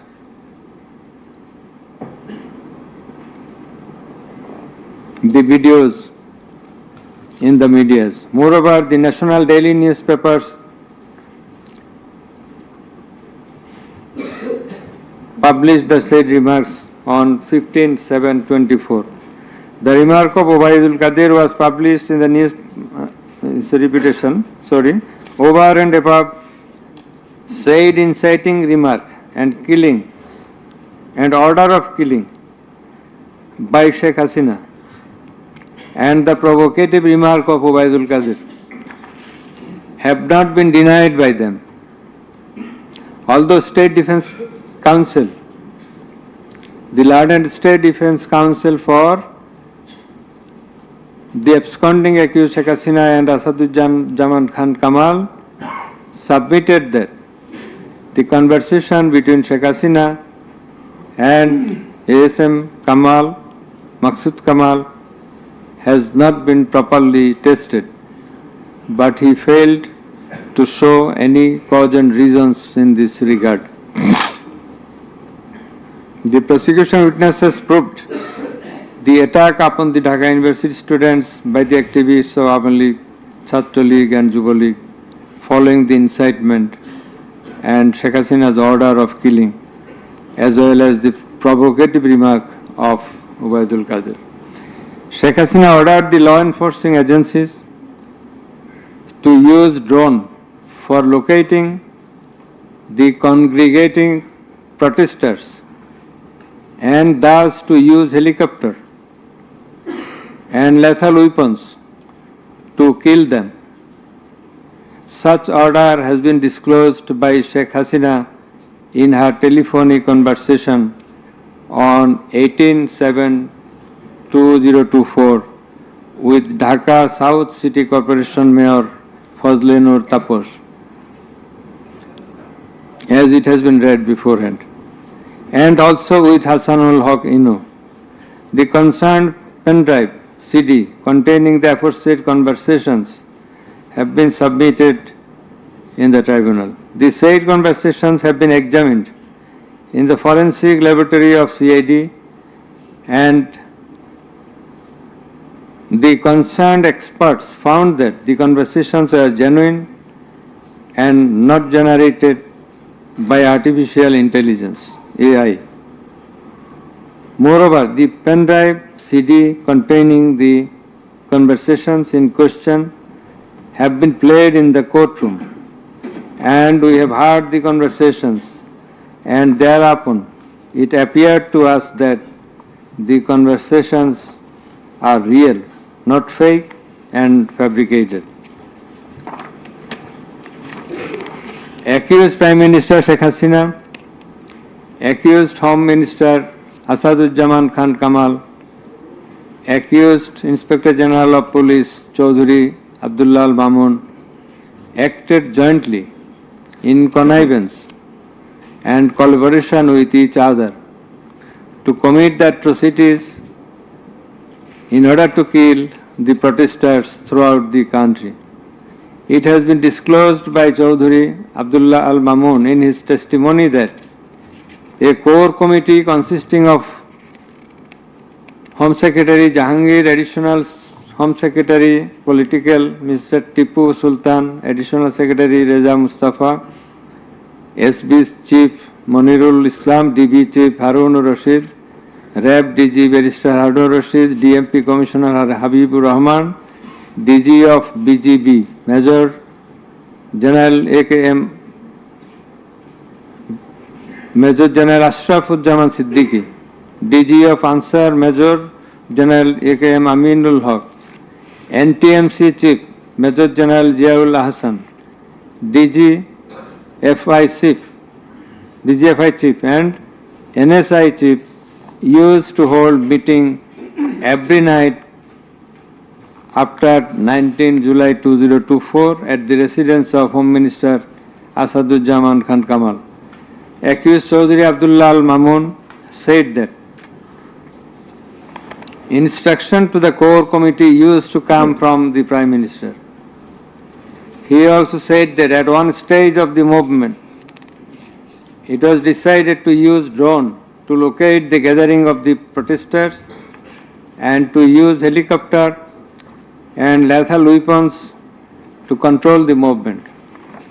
In a meeting of the core committee, Sheikh Hasina passed a direction to use lethal weapon. Additional DIG Joardar, who was present there, communicated the message to the police officers throughout the country to use lethal weapons accordingly.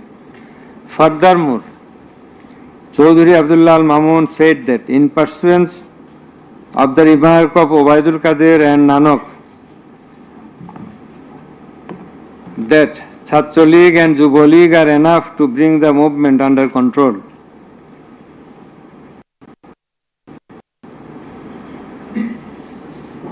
He further said that following such remarks, activists of Chhatra League and Yuva League attacked the students of Dhaka University.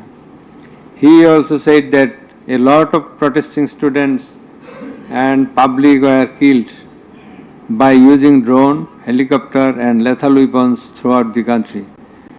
Chaudhary Abdullah Al Mamun further asserted in his testimony that he, along with Home Minister Asaduzzaman Khan Kamal, Home Secretary and the MP Commissioner, went to Narayanganj on 29/7/24 to observe the situation of the movement, and on the way they stayed for a while in front of Jatrabari police station, and then DC Iqbal of Wari Zone showed a video to the Home Minister on his mobile and said, "We shoot one, that one dies, that one gets injured, but the others do not move."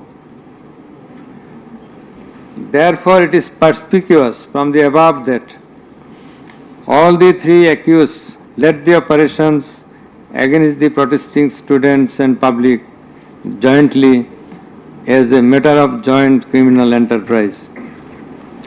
As the aftermath of Sheikh Hasina's order, as well as the supervision and guidance of accused Home Minister Asaduzzaman Khan Kamal and IGP Chaudhary Abdullah Al Mamun, the law enforcers and activists of Awami League, Chhatra League and Yuva League invaded the protesting students and public throughout the country by using drone, helicopter and lethal weapons, causing death to about 1,500, inclusive of 6 protesters at Sankarpur of Dhaka, namely Shahryar Khan Anas, Mahdi Hassan Junaid, MD Yaqub, MD Rakib Hawladar, Muhammad Ismamul Haq, Manik Mia alias Shaharik, and another 6 protesters at Ashuria of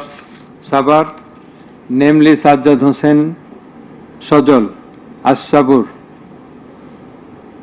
Tanzil Mahmud Sujoy, Bayezid Bustami, Abul Hussain, and another unidentified protester near Dhaka, and caused grievous injuries to about 25,000 of them. In Ashulia, the aforesaid 5 dead bodies and another body of an unidentified injured protester were burned with petrol by police. The law enforcers and the activists of Awami League and those of its affiliated organizations named Chhatra League and Yuva League killed and injured the protesting students and members of the public with lethal weapons like SMG, LMG, China rifle, shotgun, 9mm pistol, 7.62 pistol, both on the ground as well as from the helicopters from above the ground.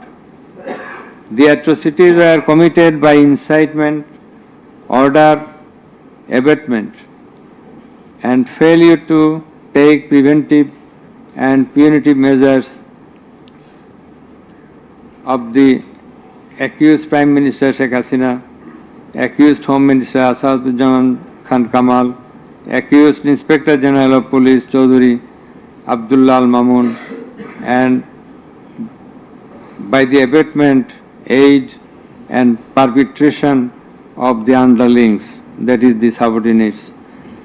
Some of the injured victims, members of the families of dead and injured protesters, other eyewitnesses from different parts of the country deposed in support of the atrocities of killing and injuring hundreds and thousands of protesters all over the country. Under the foregoing facts and circumstances, it has ostensibly been substantiated that the atrocities of killing and gravely injuring the protesting students and public took place almost all over the country. In view of the testimony of the investigating officer, the atrocities during the July movement 2024, the atrocities occurred in 50 districts and lethal weapons were used in 41 districts of Bangladesh. We also find that victim witnesses from many districts testified in the tribunal stating that killing and injuring the students and common people took place in their respective districts during July movement 2024. Thus, it is clear enough that attack in question was directed against civilian population and it was widespread and systematic. Therefore, in the atrocities of killing and gravely injuring the protesters, as aforesaid, accused Prime Minister Sheikh Hasina committed crimes against humanity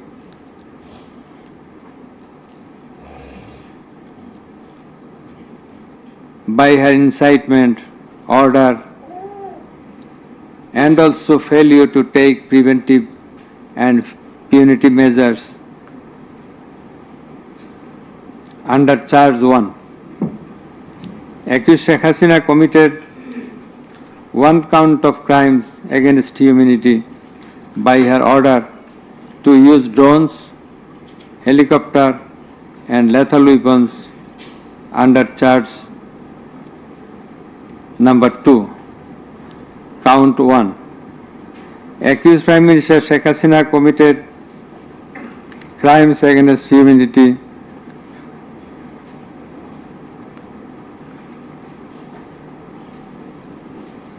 on one count under charge 1.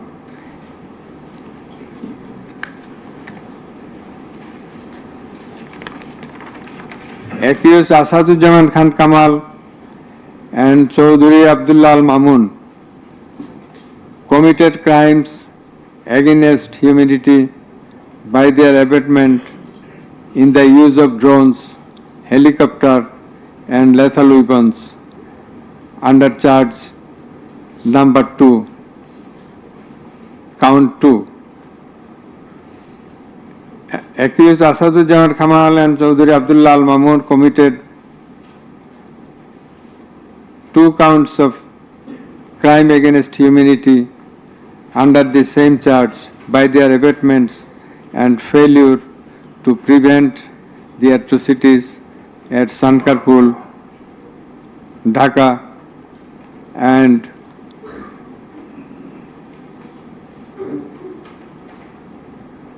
also committed crimes against humanity by their abatements and failure to prevent the atrocities in Ashulia, Sabar, Dhaka under the same charge. Accused Sheikh Hasina, the Prime Minister and as the President of Awami League and the controlling authority of all affiliated organizations, was the superior commander of the said party leaders and activists, as well as the Home Minister and Inspector General of Police, that is accused Sheikh Hasina and 2 other accused were in the superior and subordinate relationship.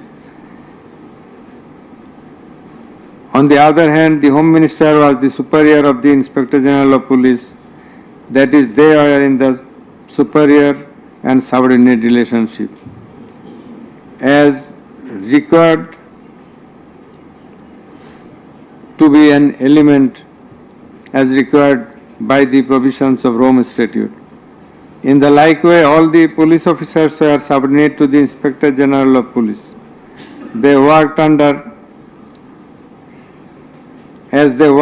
him. Thus, it is apparent that accused Prime Minister Sheikh Hasina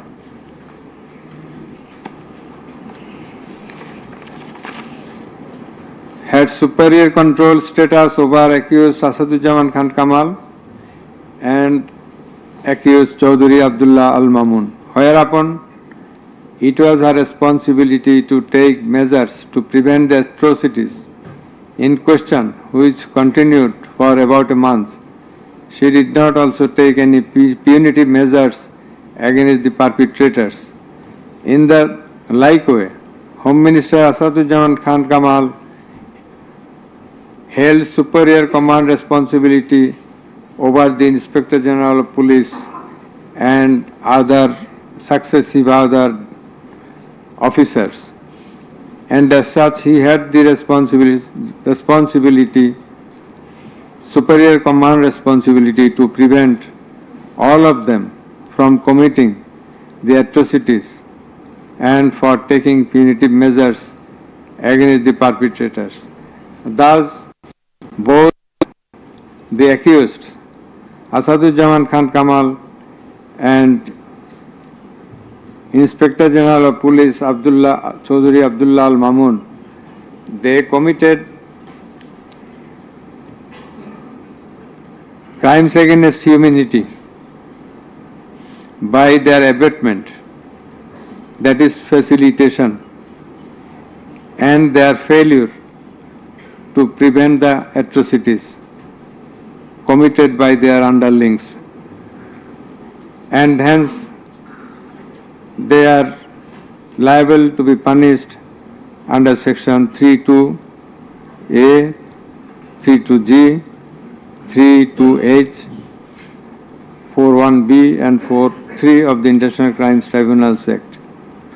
Accused Sheikh Hasina is liable to be punished under section 32A, 32H, 41B and 43 of the International Crimes Tribunals Act 1973.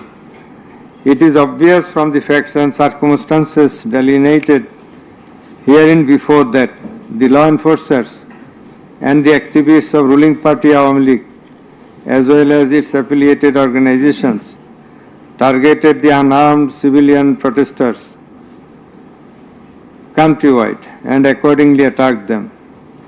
Therefore, in all the above discussed atrocities, the elements constituting crime against humanity have been fulfilled. The victim witnesses, the other witnesses and the investigating officer held the accused Prime Minister Sheikh Hasina, accused Home Minister Asaduzzaman Khan Kamal and accused Inspector General of Police Chaudhry Abdullah Al Mamun liable for the atrocities. It may be mentioned here that Mr. Chaudhry Abdullah Al Mamun, Inspector General of Police, has been tendered pardon on his application pursuant to section 15 of the Act with a view to obtaining his evidence.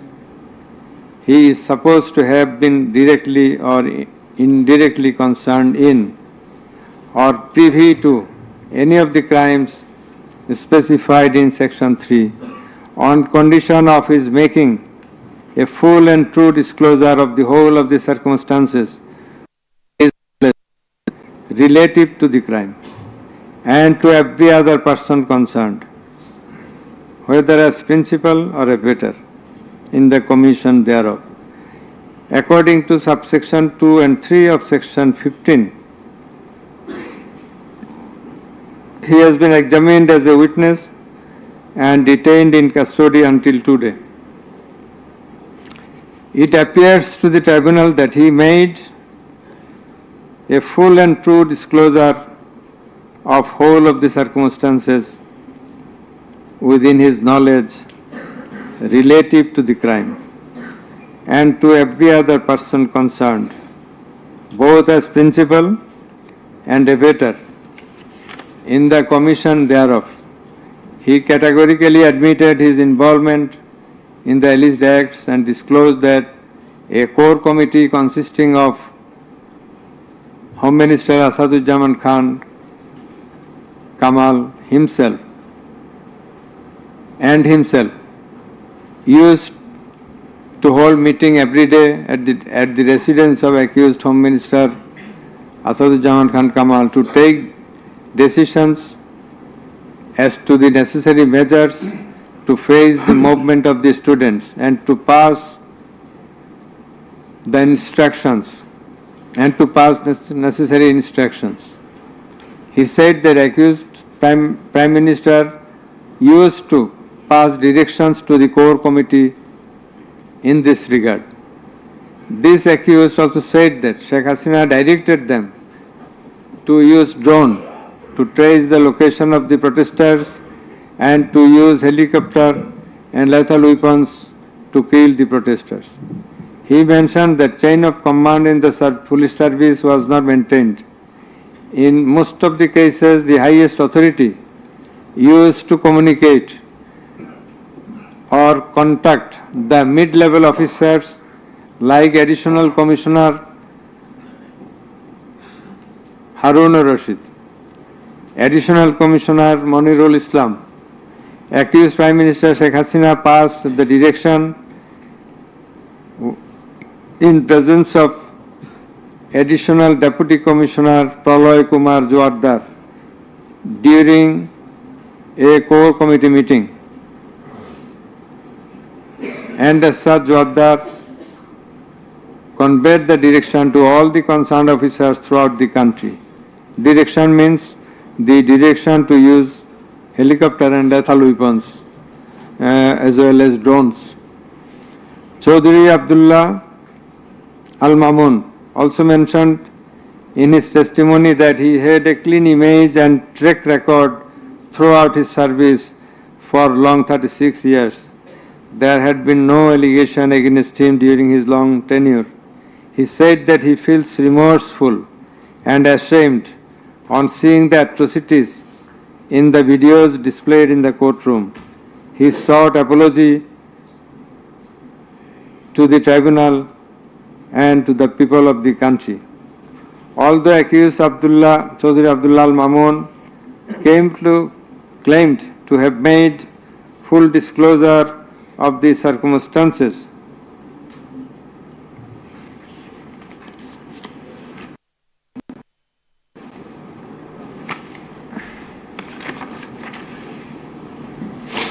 and we do also believe that he made a full and true disclosure. But the offences he committed and admitted is punishable with the capital sentence. And as such, in consideration of his disclosure and the gravity of the offences, we do incline to convict him and award him a lenient sentence, which will be declared later on. By the aforesaid acts and omissions, the accused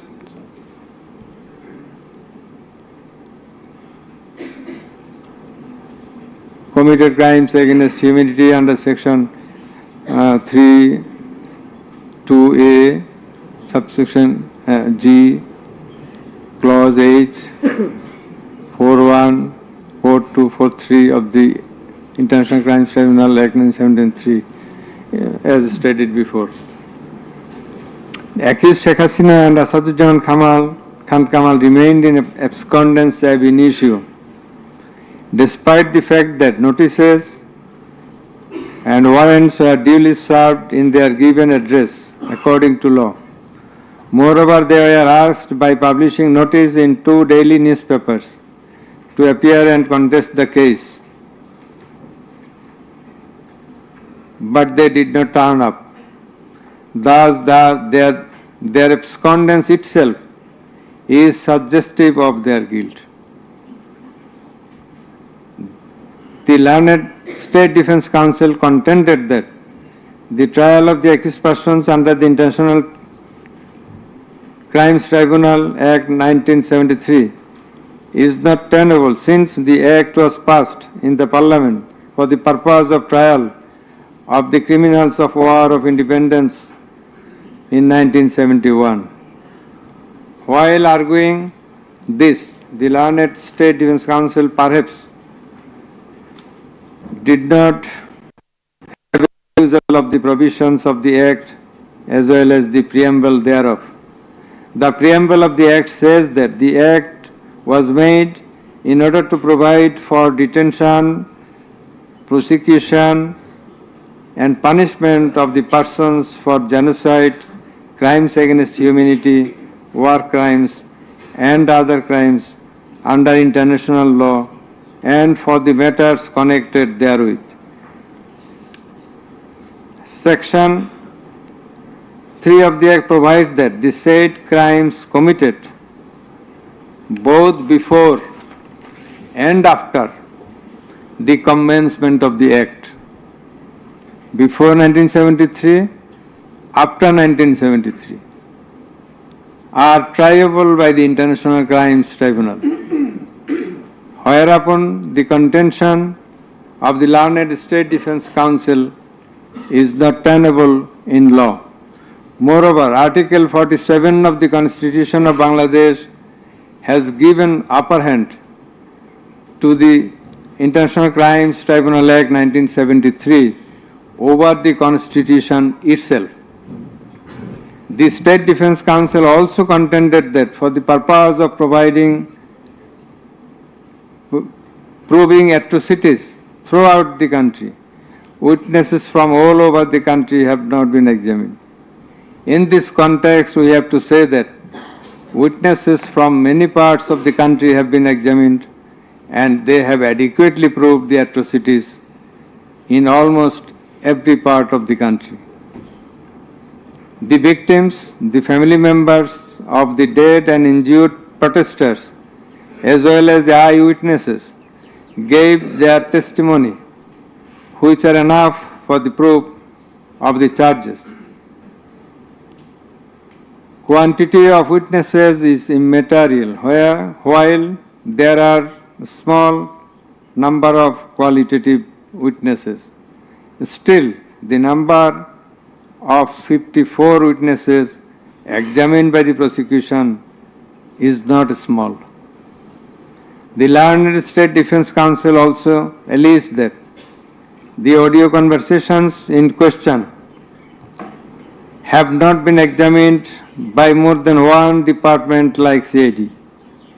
In this regard, we would hold that the genuineness of the report of CID has not been challenged, nor has the report been proved ingenuine, whereupon no other department was in need of holding further examination thereof. It is the further allegation of the learned State Defence Council that accused Sheikh Hasina and Asaduzzaman Khan Kamal did not incite or order the commission of the crimes against humanity as alleged, nor did participate in the commission thereof, and thus they deserve to be acquitted. The learned Chief Prosecutor, in course of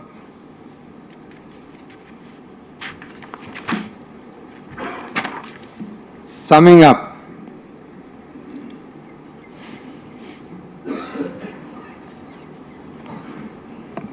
asked for passing necessary order restraining Awami League from running activities as a political party. Although the prosecution depicted series of worse deeds of Awami League regime in the language of the prosecution, since achievement of independence of Bangladesh in 1971, the tribunal does not incline to discuss on this point, since this is not the issue of the instant case. It has come to the notice of the tribunal that accused Sheikh Hasina, in defiance of the orders of the tribunal to appear and contest the case, has given interviews in the media wherein she denied the allegations leveled against her in this case and also made some derogatory remarks. I have noted this aspect beforehand, but in some of her interviews, she impliedly admitted her superior command responsibility. The United Nations Human Rights Commission categorically stated in its report that the political leaders issued direct orders and other directives authorizing and guiding operations by BGB, RAB, DGFI, Bangladesh Police, and Detective Branch that involved serious violations of human rights against protesters and other civilian, including extrajudicial killings and arbitrary detention. It has been stated in the report that 1,400 people have been killed by use of lethal weapons during the July Movement 2024. By the political leaders, the United Nations Human Rights Commission meant the highest government authorities. The authorities in question are unprecedented in the history of Bangladesh. The nature and extent of cruelty administered upon the protesters, inclusive of infants, women, and old, stirred the hearts of the people throughout the world. On seeing the scenario of dead and injured protesters and their outcry in the videos displayed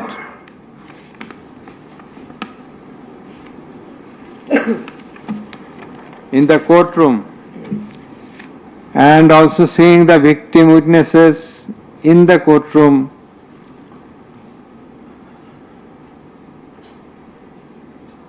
for giving testimony, who lost their skull, eyes, nose, hands, and legs.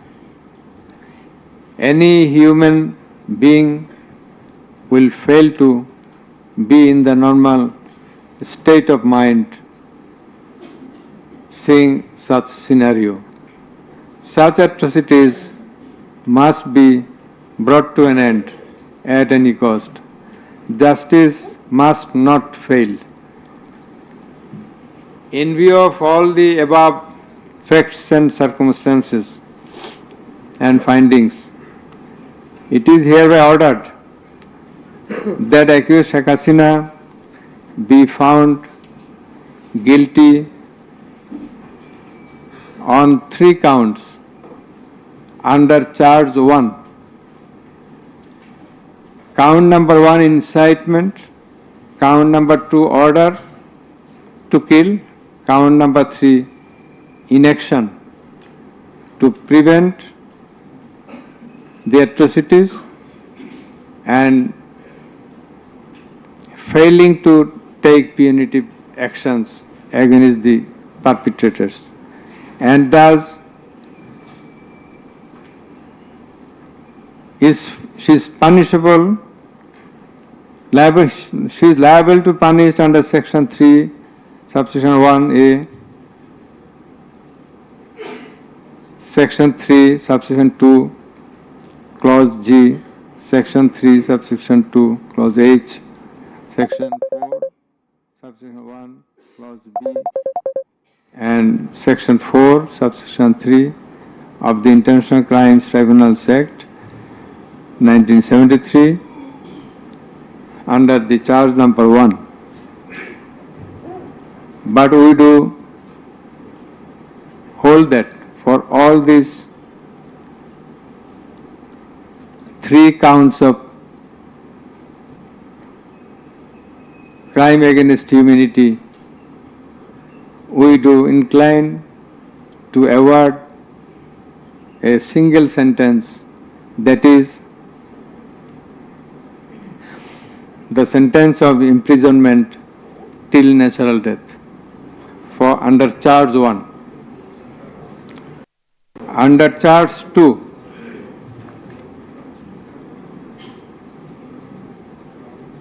accused Sheikh Hasina is liable on 2 counts. On 1 count, there are several counts. For 1 count, that is passing the order for deploying drones, helicopters, and using lethal weapons to kill the protesters. She committed crime against humanity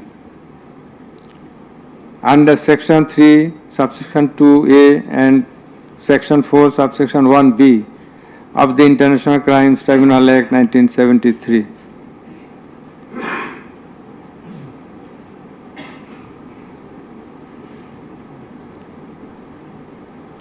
She also committed the same crime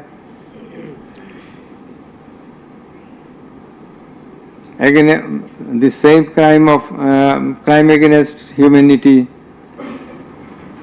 on the second count, killing 6 persons at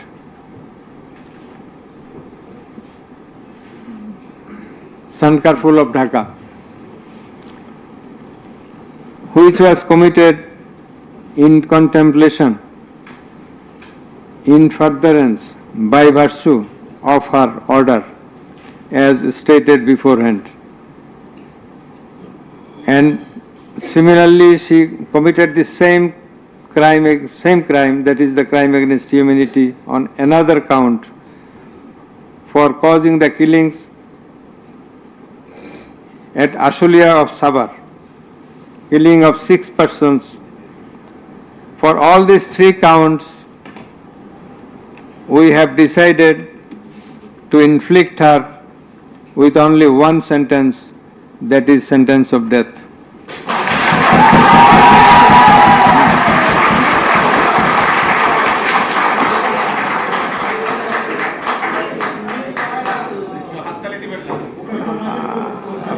Please. For আপনাদের বিনীতভাবে অনুরোধ করছি আদালতের decorum, ট্রাইব্যুনালের decorum maintain করার জন্য। আপনাদের যা উচ্ছ্বাস, যা এক্সপেকটেশন, যা প্রকাশভঙ্গি, সেটা আদালতের ট্রাইব্যুনাল রুমের বাইরে যে করলে সেটা আরো শোভনীয় দেখা যাবে। Thank you. প্লিজ সাইলেন্ট থাকবেন।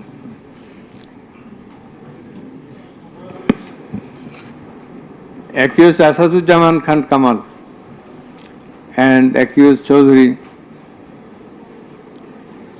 Abdullah Al Mamun. Accused Asaduzzaman Khan Kamal is liable for committing crime against humanity for the occurrence of killing 6 persons at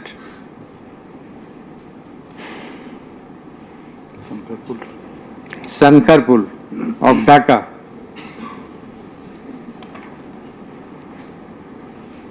In this occurrence, they are liable for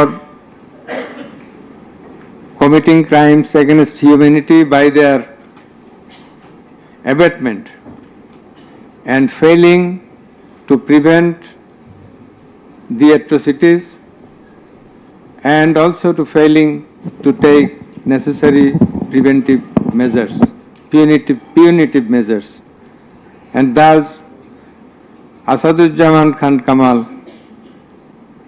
is held liable for the commission of crime against humanity under Section 32A, 32G, 32H, 41B, 43 of the International Crimes Tribunal Act 1973 for the commission of killing of 6 persons both at Sankarpur and 6 persons at Ashulia of Sabar, and for both the occurrences he committed 4 counts of offenses, crime against humanity, 4 times, by his abatement and failure to take necessary actions in Sankarpur, by his abatement and failure to take necessary action at Ashulia. So for all these 4 counts, we have decided to award a single sentence of death to Asaduzzaman Khan Kamal. As regards Chaudhry Abdullah Al Mamun, as I have elucidated before, he has contributed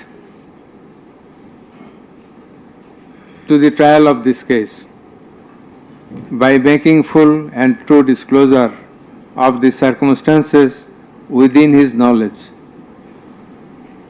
Yet, he also admitted, and he was involved in all the occurrences throughout the 36 days of movement. Considering both his contributions, his admissions, with the material evidences to the tribunal to arrive at the correct decision, and also in consideration of the gravity of the offence, we are both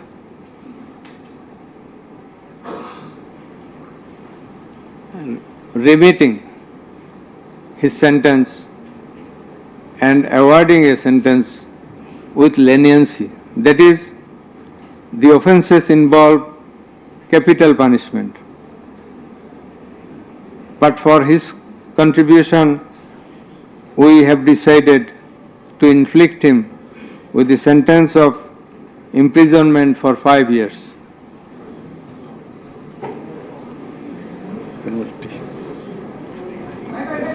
The properties of accused Sheikh Hasina and accused Asaduzzaman Khan Kamal in Bangladesh be confiscated in favor of the state.